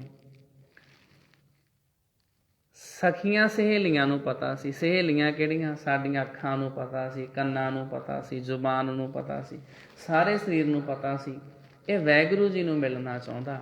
ਪਰਮਾਤਮਾ ਜੀ ਦਾ ਮਿਲਾਪ ਹੋ ਗਿਆ। ਹੁਣ ਸਾਰਾ ਸਰੀਰ ਹੀ ਪਰਮਾਤਮਾ ਦੇ ਗੁਣ ਗਾਉਂਦਾ ਪਿਆ। ਜਿਹਨੂੰ ਕਹਿੰਦੇ ਆ ਗੁਰਮੁਖ ਰੋਮ ਰੋਮ ਹਰ ਧਿਆਵੈ। ਉਹ ਰੱਬ ਦੇ ਪਿਆਰੇ ਦੀਆਂ ਅੱਖਾਂ ਵੀ ਵਾਹਿਗੁਰੂ ਦੇ ਗੁਣ ਗਾਉਂਦੀਆਂ, ਉਹਦੇ ਕੰਨ ਵੀ ਵਾਹਿਗੁਰੂ ਜੀ ਦੇ ਗੁਣ ਸੁਣਦੇ ਆ। ਅੱਖਾਂ ਨਾਲ ਉਹ ਪਰਮਾਤਮਾ ਜੀ ਦੇ ਗੁਣ ਵੇਖਦਾ ਵਾ, ਜੀਭ ਨਾਲ ਪਰਮਾਤਮਾ ਜੀ ਦੇ ਗੁਣ ਗਾਉਂਦਾ। ਉਸ ਰੱਬ ਦੇ ਪਿਆਰੇ ਦੇ ਪੈਰ ਗੁਣ ਗਾਉਣ ਵਾਲੇ ਪਾਸੇ ਚੱਲ ਕੇ ਜਾਂਦੇ ਆ।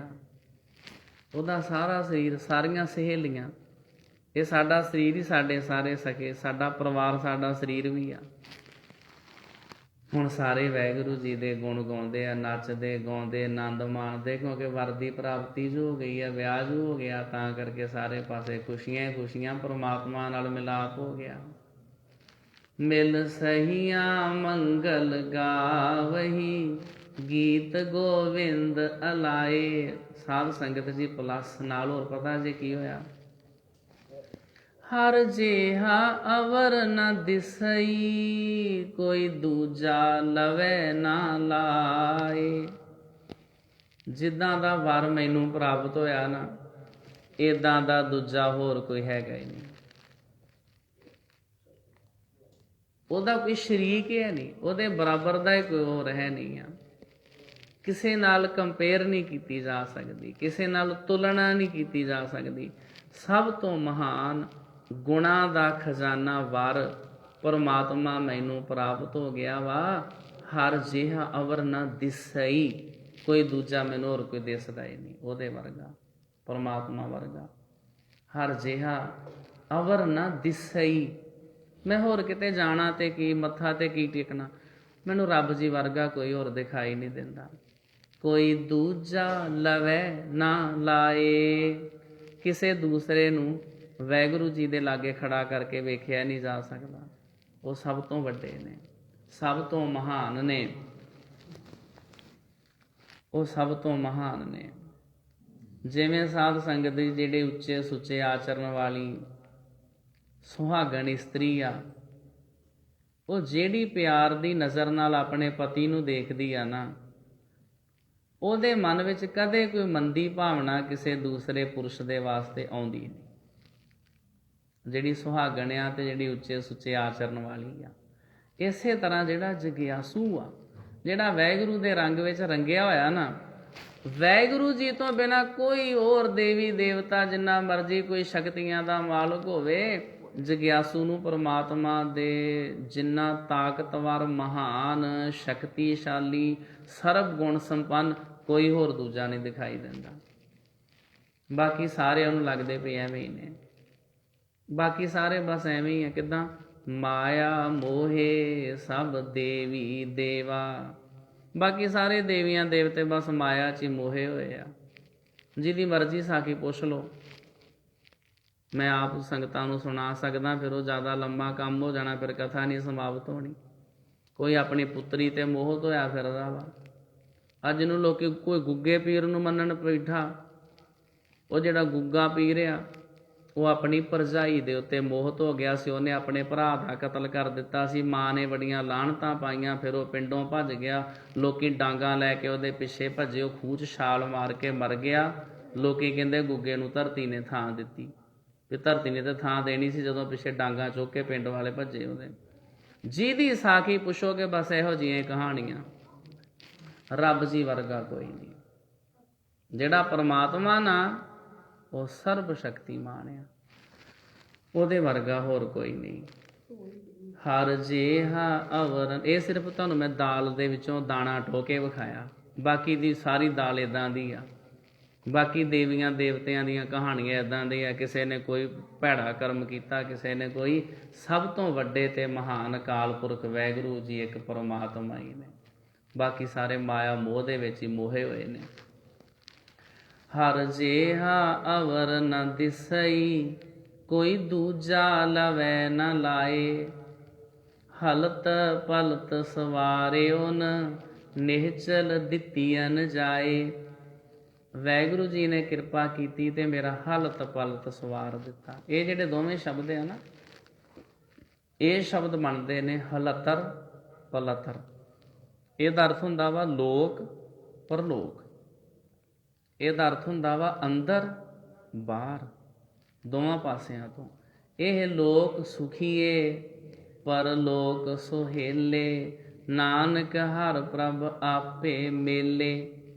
ਵਾਹਿਗੁਰੂ ਜੀ ਨਾ ਦੋਵੇਂ ਲੋਕ ਸਵਾਰ ਦਿੰਦੇ ਨੇ। ਵਾਹਿਗੁਰੂ ਜੀ ਸਾਨੂੰ ਅੰਦਰੋਂ ਵੀ ਸਵਾਰ ਦਿੰਦੇ ਨੇ, ਵਾਹਿਗੁਰੂ ਜੀ ਸਾਨੂੰ ਬਾਹਰੋਂ ਵੀ ਸਵਾਰ ਦਿੰਦੇ ਨੇ।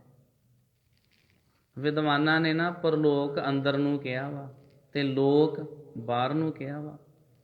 ਜਦੋਂ ਸਾਡਾ ਅੰਦਰ ਸਵਰ ਜਾਂਦਾ ਵਾ, ਅਸੀਂ ਬਾਹਰੋਂ ਵੀ ਸਵਰਨ ਲੱਗ ਜਾਂਦੇ ਹਾਂ। ਸਾਡੇ ਵਿੱਚ ਬਾਹਰੋਂ ਵੀ ਸ਼ੁਭ ਗੁਣ ਆਉਣ ਲੱਗ ਜਾਂਦੇ ਨੇ। ਨਾ ਤੇ ਅਸੀਂ ਅੰਦਰੋਂ ਕਿਸੇ ਦਾ ਬੁਰਾ ਸੋਚਦੇ ਹਾਂ ਤੇ ਨਾ ਆਪਣੀ ਜ਼ੁਬਾਨ ਦੇ ਵਿੱਚੋਂ ਕਿਸੇ ਦੇ ਬੁਰੇ ਕਰਨ ਵਾਸਤੇ ਕੋਈ ਸ਼ਬਦ ਕੱਢਦੇ ਹਾਂ। ਦੋਵੇਂ ਚੀਜ਼ਾਂ ਸਵਰ ਜਾਂਦੀਆਂ ਵਾ। ਹਲਤ ਪਲਤ ਸਵਾਰਿਓ ਨ, ਨਿਹਚਲ ਦਿੱਤੀਅਨ ਜਾਏ। ਜਾਏ ਦਾ ਅਰਥ ਹੁੰਦਾ ਥਾਂ। ਵਾਹਿਗੁਰੂ ਜੀ ਇਹੋ ਜਿਹੀ ਥਾਂ ਬਖਸ਼ਿਸ਼ ਕਰਦੇ ਨੇ ਜਿਹੜੀ ਨਿਸ਼ਚਲ ਆ, ਜਿਹੜੀ ਡੋਲਦੀ ਨਹੀਂ। ਜਿਸ ਅਵਸਥਾ ਵਿੱਚ ਪਹੁੰਚੇ ਮਨੁੱਖ ਦੇ ਉੱਤੇ ਵਿਸ਼ੇ ਵਿਕਾਰ ਕੋਈ ਆਪਣਾ ਪ੍ਰਭਾਵ ਪਾ ਨਹੀਂ ਸਕਦੇ। ਸੰਸਾਰ ਸਾਗਰ ਤੇ ਰੱਖੇਨ, ਬਹੁੜ ਨਾ ਜਨਮੈ ਧਾਏ। ਤੇ ਵਾਹਿਗੁਰੂ ਜੀ ਫਿਰ ਆਪਣੇ ਪਿਆਰੇ ਨੂੰ ਨਾ ਸੰਸਾਰ ਸਾਗਰ ਦੇ ਵਿੱਚ ਡੁੱਬਣ ਤੋਂ ਬਚਾ ਲੈਂਦੇ ਨੇ। ਉਹਨੂੰ ਡੁੱਬਣ ਨਹੀਂ ਦਿੰਦੇ। ਜਿੱਦਾਂ ਭਾਈ ਜੋਗਾ ਸਿੰਘ ਦੀ ਸਾਖੀ, ਉਹਨੂੰ ਡੁੱਬਣ ਨਹੀਂ ਦਿੱਤਾ। ਹੁਸ਼ਿਆਰਪੁਰ ਜ਼ਿਲ੍ਹੇ ਦੀ, ਤੁਹਾਡੇ ਲਾਗਲੇ ਜ਼ਿਲ੍ਹੇ ਦੀ ਸਾਖੀ ਆ। ਉਹ ਵੇਸਵਾ ਦੇ ਦੁਆਰੇ ਚੱਲਿਆ ਸੀ। ਮਹਾਰਾਜ ਜੀ ਨੇ ਆਪ ਉਹਦੀ ਰੱਖਿਆ ਕੀਤੀ। ਸਤਿਗੁਰੂ ਜੀ ਫਿਰ ਆਪ ਕਿਰਪਾ ਕਰਕੇ ਬਚਾ ਲੈਂਦੇ ਆਪਣੇ ਪਿਆਰੇ ਨੂੰ ਨਾ, ਫਿਰ ਡੁੱਬਣ ਨਹੀਂ ਦਿੰਦੇ। ਸੰਸਾਰ ਸਾਗਰ ਤੇ ਰੱਖੇਨ, ਬਹੁੜ ਨਾ ਜਨਮੈ ਧਾਏ। ਮੁੜ ਕੇ ਫਿਰ ਜੰਮਣ ਮਰਨ ਦੇ ਚੱਕਰ 'ਚ ਨਹੀਂ ਪੈਣਾ ਪੈਂਦਾ। ਫਿਰ ਮਨੁੱਖ ਜੇ ਬੰਦਾ ਨਾ ਤੇ ਬੰਦਾ ਹੀ ਬਣ ਜਾਂਦਾ। ਜੰਮਣ ਮਰਨ ਦਾ ਚੱਕਰ ਕੋਈ ਇਹ ਨਹੀਂ ਮਤਲਬ ਵੀ ਬਾਅਦ 'ਚ ਹੁੰਦਾ ਵਾ ਵੀ ਅਸੀਂ ਮਰ ਜਾਂਦੇ ਹਾਂ ਤੇ ਬਾਅਦ 'ਚ ਕਿਸੇ ਹੋਰ ਜੂਨ 'ਚ ਪੈਂਦੇ ਹਾਂ। ਨਹੀਂ ਨਹੀਂ ਸਾਧ ਸੰਗਤ ਜੀ, ਜਿਉਂਦੇ ਜੀ ਕਈ ਜੂਨਾਂ ਭੋਗਦੇ ਰਹਿੰਦੇ ਆ। ਜਦੋਂ ਸਾਡੇ ਮਨ ਵਿੱਚ ਵਿਕਾਰ ਆ ਜਾਂਦੇ ਆ, ਜਦੋਂ ਸਾਡੀ ਨਜ਼ਰ ਦੇ ਵਿੱਚ ਮੈਲ ਆ ਜਾਂਦੀ ਆ ਨਾ, ਉਦੋਂ ਸਮਝ ਲਓ ਅਸੀਂ ਹਾਥੀ ਦੀ ਜੂਨ 'ਚ ਪੈ ਜਾਂਦੇ ਹਾਂ। ਸਰੀਰ ਬੰਦਿਆਂ ਵਾਲਾ ਰਹਿੰਦਾ ਵਾ। ਸਾਡੀ ਜਿਹੜੀ ਸੁਰਤ ਆ ਉਹਦੇ ਜਦੋਂ ਮੈਲ ਆ ਗਈ, ਉਦੋਂ ਅਸੀਂ ਹਾਥੀ ਦੀ ਜੂਨ 'ਚ ਪੈ ਗਏ। ਜਦੋਂ ਅਸੀਂ ਕਿਸੇ ਨਾਲ ਕ੍ਰੋਧ ਨਾਲ ਬੋਲਦੇ ਹਾਂ, ਕਿਸੇ ਨੂੰ ਗਾਲਾਂ ਕੱਢਦੇ ਹਾਂ, ਭੈੜੇ ਸ਼ਬਦ ਬੋਲਦੇ ਹਾਂ, ਸਰੀਰ ਬੰਦਿਆਂ ਵਾਲਾ ਹੀ ਰਹਿੰਦਾ ਵਾ। ਜਦੋਂ ਮੂੰਹ 'ਚੋਂ ਜ਼ਹਿਰ ਨਿਕਲਣ ਲੱਗ ਜਾਂਦੀ, ਫਿਰ ਸਮਝੋ ਸੱਪ ਦੀ ਜੂਨ 'ਚ ਪੈ ਗਏ। ਜਿਉਂਦੇ ਜੀ ਕਈ ਜੂਨਾਂ ਭੋਗੀ ਜਾਂਦੇ ਆ। ਜਦੋਂ ਸਾਡੇ ਤੇ ਲਾਲਚਾ ਵੀ ਹੋ ਜਾਂਦਾ, ਦੂਸਰਿਆਂ ਦਾ ਭਾਵੇਂ ਨੁਕਸਾਨ ਹੋਵੇ, ਮੈਨੂੰ ਫਾਇਦਾ ਹੋਣਾ ਚਾਹੀਦਾ, ਸਮਝ ਲਓ ਕੁੱਤੇ ਦੀ ਜੂਨ 'ਚ ਪੈ ਗਏ। ਕਰਤੂਤ ਪਸ਼ੂ ਕੀ ਮਾਨਸ ਜਾਤ, ਜਾਤ ਮਾਨਸ ਹੀ ਰਹਿੰਦੀ ਆ, ਕਰਤੂਤਾਂ ਪਸ਼ੂਆਂ ਵਾਲੀਆਂ ਹੋ ਜਾਂਦੀਆਂ ਵਾ। ਤਾਂ ਕਰਕੇ ਅਸੀਂ ਤਾਂ ਪਤਾ ਨਹੀਂ ਕਿੰਨੀਆਂ ਕਿੰਨੀਆਂ ਜੂਨਾਂ ਭੋਗਦੇ ਰਹਿੰਦੇ ਇੱਕ ਦਿਨ ਦੇ ਵਿੱਚ, ਕਦੀ ਕਿਸੇ ਜੂਨ 'ਚ ਪੈ ਜਾਂਦੇ, ਕਦੀ ਕਿਸੇ 'ਚ। ਜਿਹੜੇ ਰੱਬ ਦੇ ਪਿਆਰੇ ਆ ਨਾ, ਉਹ ਨਹੀਂ ਜੰਮਣ ਮਰਨ ਦੇ ਚੱਕਰ 'ਚ ਪੈਂਦੇ, ਉਹ ਸਦਾ ਇੱਕੋ ਜਿਹੇ ਰਹਿੰਦੇ ਨੇ। ਉਹਨਾਂ ਨੂੰ ਜਦੋਂ ਵੀ ਆਵਾਜ਼ ਮਾਰੋਗੇ ਉਹ ਪਿਆਰ ਨਾਲ ਹੀ ਬੋਲਣਗੇ, ਉਹ ਕਦੀ ਕਿਸੇ ਨਾਲ ਕੌੜਾ ਨਹੀਂ ਬੋਲਦੇ। ਸੰਸਾਰ ਸਾਗਰ ਤੇ ਰੱਖਿਅਨ ਬਹੁੜ ਨ ਜਨਮੈ ਧਾਏ, ਜਿਹਵਾ ਏਕ ਅਨੇਕ ਗੁਣ ਤਰੇ ਨਾਨਕ ਚਰਨੀ ਪਾਏ। ਜੀਭ ਸਾਡੀ ਇੱਕ ਆ, ਵਾਹਿਗੁਰੂ ਜੀ ਦੇ ਗੁਣ ਅਨੇਕਾਂ ਨੇ, ਕਿੰਨੇ ਕੁ ਗਾਈਏ ਇਹ ਨਹੀਂ ਮੁੱਕਦੇ। ਬਸ ਇੰਨਾ ਹੀ ਆ ਵੀ ਚਰਨਾਂ ਨਾਲ ਜੁੜ ਕੇ ਤੇ ਤਰ ਜਾਈਏ। ਫਲ ਗੁਣ ਨਿਤ ਸਲਾਹੀਐ, ਜਿਸ ਨੂੰ ਤਿਲ ਨਾ ਤਮਾਏ। ਭਾਈ ਇਸ ਫੱਗਣ ਦੇ ਮਹੀਨੇ ਵਿੱਚ ਫਲ ਗੁਣ ਨੂੰ ਧਿਆਈਏ। ਜਿਹੜੇ ਵਾਹਿਗੁਰੂ ਜੀ ਸਾਰੇ ਗੁਣ ਬਖਸ਼ਿਸ਼ ਕਰਨ ਵਾਲੇ ਨੇ ਨਾ, ਨਾਲੇ ਉਸ ਵਾਹਿਗੁਰੂ ਜੀ ਨੂੰ ਤਿਲ ਨਾ ਤਮਾਏ। ਇੱਕ ਤਿਲਾਂ ਦੇ ਦਾਣੇ ਜਿੰਨਾ ਵੀ ਥੋੜ੍ਹਾ ਜਿਹਾ ਵੀ ਲਾਲਚ ਨਹੀਂ ਆ। ਰੱਬ ਨੂੰ ਲਾਲਚ ਦੇ ਕੇ ਕੋਈ ਕੰਮ ਨਹੀਂ ਕਰਾਇਆ ਜਾ ਸਕਦਾ। ਰੱਬ ਜੀ ਨਾਲ ਕੋਈ ਵਪਾਰ ਨਹੀਂ ਕੀਤਾ ਜਾ ਸਕਦਾ। ਗੁਰੂ ਜੀ ਦੇ ਨਾਲ ਕੋਈ ਸੌਦਾ ਨਹੀਂ ਕੀਤਾ ਜਾ ਸਕਦਾ ਵੀ ਸਤਿਗੁਰ ਸੱਚੇ ਪਾਤਸ਼ਾਹ ਜੀ, ਮੈਂ ਤੁਹਾਡਾ ਅਖੰਡ ਪਾਠ ਸਾਹਿਬ ਕਰਵਾ ਦਿੰਦਾ ਹਾਂ, ਤੁਸੀਂ ਮੈਨੂੰ ਵਿਦੇਸ਼ 'ਚ ਭੇਜ ਦਿਓ। ਇੱਦਾਂ ਥੋੜ੍ਹੀ ਹੁੰਦਾ। ਪਰਮਾਤਮਾ ਜੀ ਦੇ ਨਾਲ ਸੌਦਾ ਨਹੀਂ ਕੀਤਾ ਜਾ ਸਕਦਾ। ਇਹ ਕੋਈ ਮੰਗ ਪਾਉਣੀ ਥੋੜ੍ਹੀ ਆ, ਇਹ ਕੋਈ ਵਾਢੀ ਥੋੜ੍ਹੀ ਆ।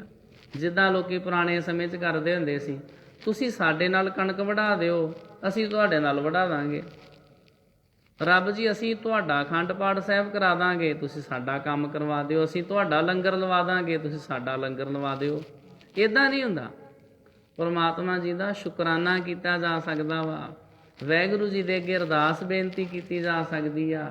ਵਾਹਿਗੁਰੂ ਜੀ ਨੂੰ ਰਿਸ਼ਵਤ ਦੇ ਕੇ ਨਹੀਂ ਕੰਮ ਕਰਾਇਆ ਜਾ ਸਕਦਾ। ਸਾਡਾ ਜੀ ਬੱਚਾ 10ਵੀਂ 'ਚੋਂ ਚੰਗੇ ਨੰਬਰ ਲੈ ਲਵੇ, ਅਸੀਂ ਅਖੰਡ ਪਾਠ ਸਾਹਿਬ ਕਰਾ ਦਾਂਗੇ ਨਾ। ਇੱਕ ਛੱਡ ਕੇ 5 ਅਖੰਡ ਪਾਠ ਸਾਹਿਬ ਕਰਾ ਲਓ। ਜੇ ਬੱਚਾ ਸਾਰਾ ਸਾਲ ਨਹੀਂ ਪੜ੍ਹਿਆ ਤਾਂ ਉਹਨੇ ਫੇਲ ਹੀ ਹੋਣਾ ਵਾ। ਅਖੰਡ ਪਾਠ ਬੱਚੇ ਨੂੰ ਮੈਰਿਟ 'ਚ ਨਹੀਂ ਲਿਆ ਸਕਦਾ। ਰੱਬ ਜੀ ਕੋਈ ਲਾਲਚ ਨਹੀਂ ਉਹਨਾਂ ਨੂੰ, ਮਾਸਾ ਜਿੰਨਾ, ਇੱਕ ਤਿਲ ਜਿੰਨਾ ਵੀ ਲਾਲਚ ਨਹੀਂ ਆ। ਉਸ ਰੱਬ ਦੀਆਂ ਵਡਿਆਈਆਂ ਕਰੋ। ਫਲ ਗੁਣ ਨਿਤ ਸਲਾਹੀਐ, ਜਿਸ ਨੂੰ ਤਿਲ ਨਾ ਤਮਾਏ।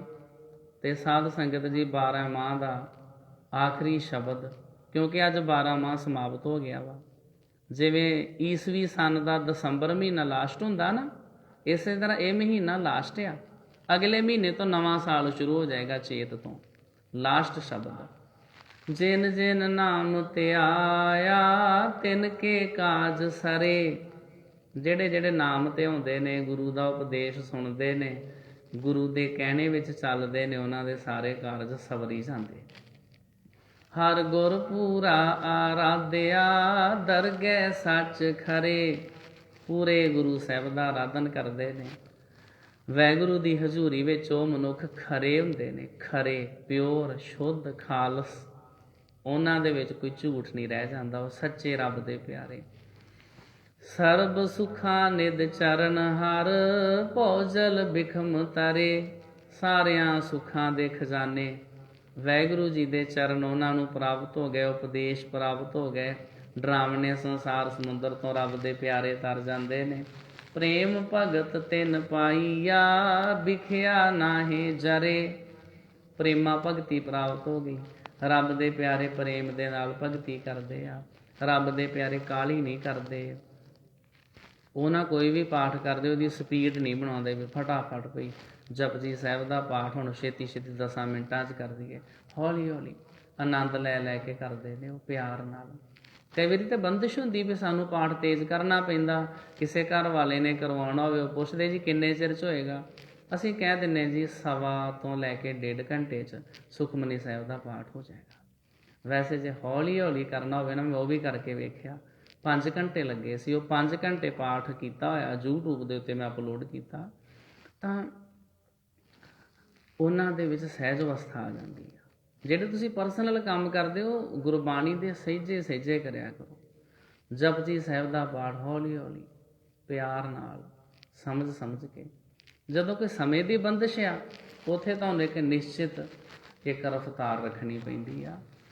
ਸਤਿਗੁਰੂ ਸਮਝਾਉਂਦੇ ਭਈ ਪ੍ਰੇਮਾ ਭਗਤੀ ਸਭ ਤੋਂ ਉੱਤਮ ਆ। ਜਿਹੜੀ ਭਗਤੀ ਆ ਨਾ 9 ਕਿਸਮ ਦੀ ਹੁੰਦੀ ਆ, ਉਹਦੇ ਵਿੱਚੋਂ ਪ੍ਰੇਮਾ ਭਗਤੀ ਸਭ ਤੋਂ ਮਹਾਨ ਹੁੰਦੀ। ਪ੍ਰੇਮ ਨਾਲ ਭਗਤੀ ਕਰਨੀ, ਪ੍ਰੇਮ ਨਾਲ ਗੁਰੂ ਦੀ ਬਾਣੀ ਪੜ੍ਹਨੀ। ਪ੍ਰੇਮ ਭਗਤ ਤਿਨ ਪਾਈਆ ਵਿਖਿਆ ਨਾਹੀਂ ਜਰੇ। ਉਹ ਰੱਬ ਦੇ ਪਿਆਰੇ ਫਿਰ ਵਿਕਾਰਾਂ ਦੀ ਜ਼ਹਿਰ ਦੀ ਅੱਗ ਵਿੱਚ ਨਹੀਂ ਸੜਦੇ। ਉਹਨਾਂ ਨੂੰ ਮਾਇਆ ਆਪਣੀ ਜਕੜ ਦੇ ਵਿੱਚ ਨਹੀਂ ਲੈ ਸਕਦੀ, ਜਿਹੜੇ ਪਿਆਰ ਨਾਲ ਗੁਣ ਗਾਉਂਦੇ ਆ।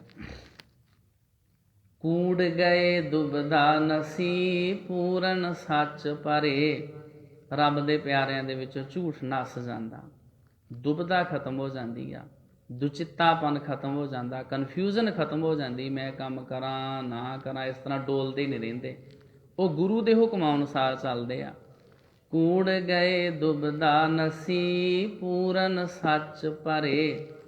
ਰੱਬ ਦੇ ਪਿਆਰੇ ਸੱਚ ਨਾਲ ਭਰ ਜਾਂਦੇ ਆ, ਉਹਨਾਂ ਵਿੱਚ ਦੁਬਦਾ ਨਹੀਂ ਰਹਿੰਦੀ ਵੀ ਮੈਂ ਹੈ ਤੇ ਗੁਰੂ ਦਾ ਸਿੱਖ ਤੇ ਬੇਟੀ ਦਾ ਵਿਆਹ ਕਰਨਾ, ਤੇ ਕਨਫਿਊਜ਼ਨ ਆ ਹੁਣ ਵੀ ਦੁਬਦਾ ਵੀ ਕੀ ਕਰੀਏ, ਵੀ ਬਰਾਤ ਨੂੰ ਉੱਥੇ ਪੈਲਸ ਦੇ ਵਿੱਚ ਮੀਟ ਸ਼ਰਾਬ ਪਾਈਏ ਕਿ ਨਾ ਪਾਈਏ। ਦੁਬਦਾ ਨਹੀਂ ਖਤਮ ਹੋ ਰਹੀ, ਕੀ ਕਰੀਏ। ਫਿਰ ਕਿਸੇ ਨੇ ਕਿਹਾ ਉਹ ਕੋਈ ਨਹੀਂ ਜੀ, ਗੁਰੂ ਦਾ ਸਿੱਖ ਹੋਵੇਂ, ਗੁਰਦੁਆਰੇ ਹੋਵੇਗਾ, ਹੁਣ ਪੈਲਸ ਥੋੜ੍ਹਾ ਤੂੰ ਗੁਰੂ ਦਾ ਸਿੱਖ ਆ। ਆਨੰਦ ਕਾਰਜ ਕਰਵਾ ਕੋਈ ਚੰਗਾ ਰਾਗੀ ਜਥਾ ਸੱਦ ਕੇ 11,000 ਭੇਟਾ ਦੇ, ਉੱਧਰੋਂ ਵੀ ਪੂਰਾ ਹੋ ਜਾਏਗਾ। ਤੇ ਗੁਰਦੁਆਰੇ ਤੋਂ ਬਾਅਦ ਫਿਰ ਕਿੱਥੇ ਗੁਰਦੁਆਰਾ ਤੇ ਕਿੱਥੇ ਉਹ ਇੰਨੀ ਦੂਰ ਪੈਲਸ।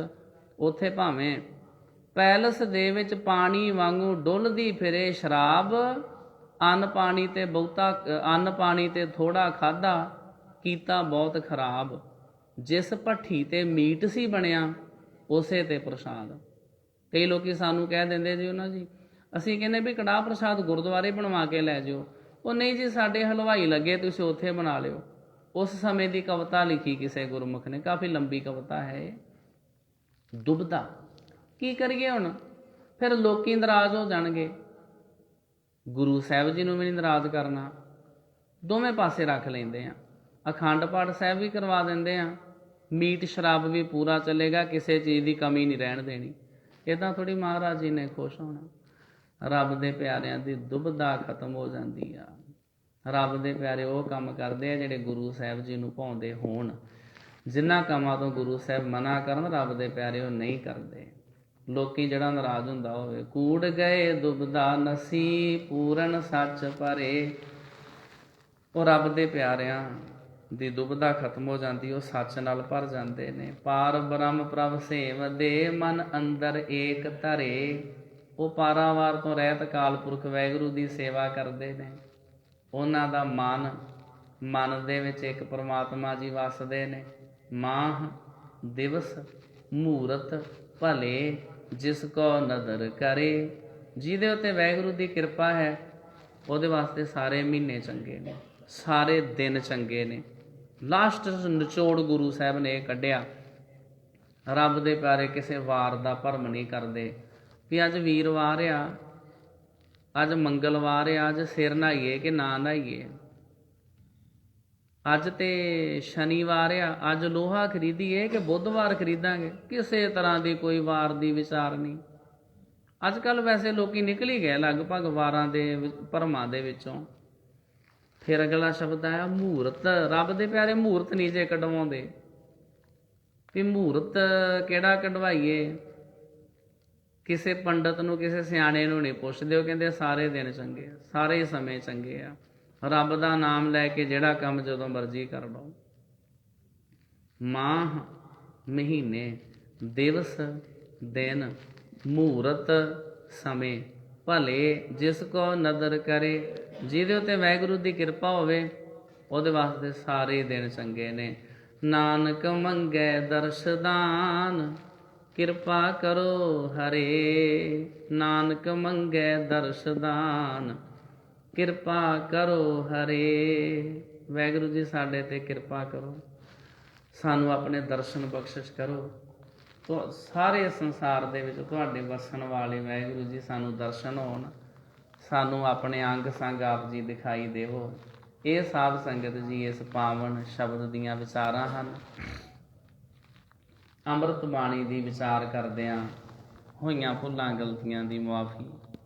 ਅੱਜ ਦੇ ਵਕਤ ਇਤਨੀਆਂ ਬੇਨਤੀਆਂ ਪ੍ਰਵਾਨ ਕਰਨੀਆਂ ਜੀ। ਫਤਿਹ ਪ੍ਰਵਾਨੋ।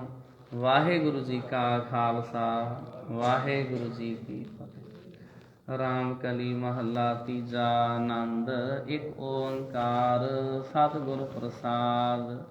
ਆਨੰਦ ਪਿਆ ਮੇਰੀ ਮਾਏ, ਸਤਿਗੁਰੂ ਮੈਂ ਸਤਿਗੁਰ ਤਾਂ ਪਾਇਆ। ਸਹਿਜ ਸੇਤੀ ਮਨ ਵਜੀਆਂ, ਰਾਗ ਰਤਨ ਪਰਵਾਰ ਭਰੀਆਂ। ਸ਼ਬਦ ਗਾਵਣ ਸ਼ਬਦੋ ਤਾਂ ਗਾਵੋ, ਹਰੀ ਕੇਰਾ ਮਾਨ ਜਿਨੀ। ਕਹਿ ਨਾਨਕ ਆਨੰਦ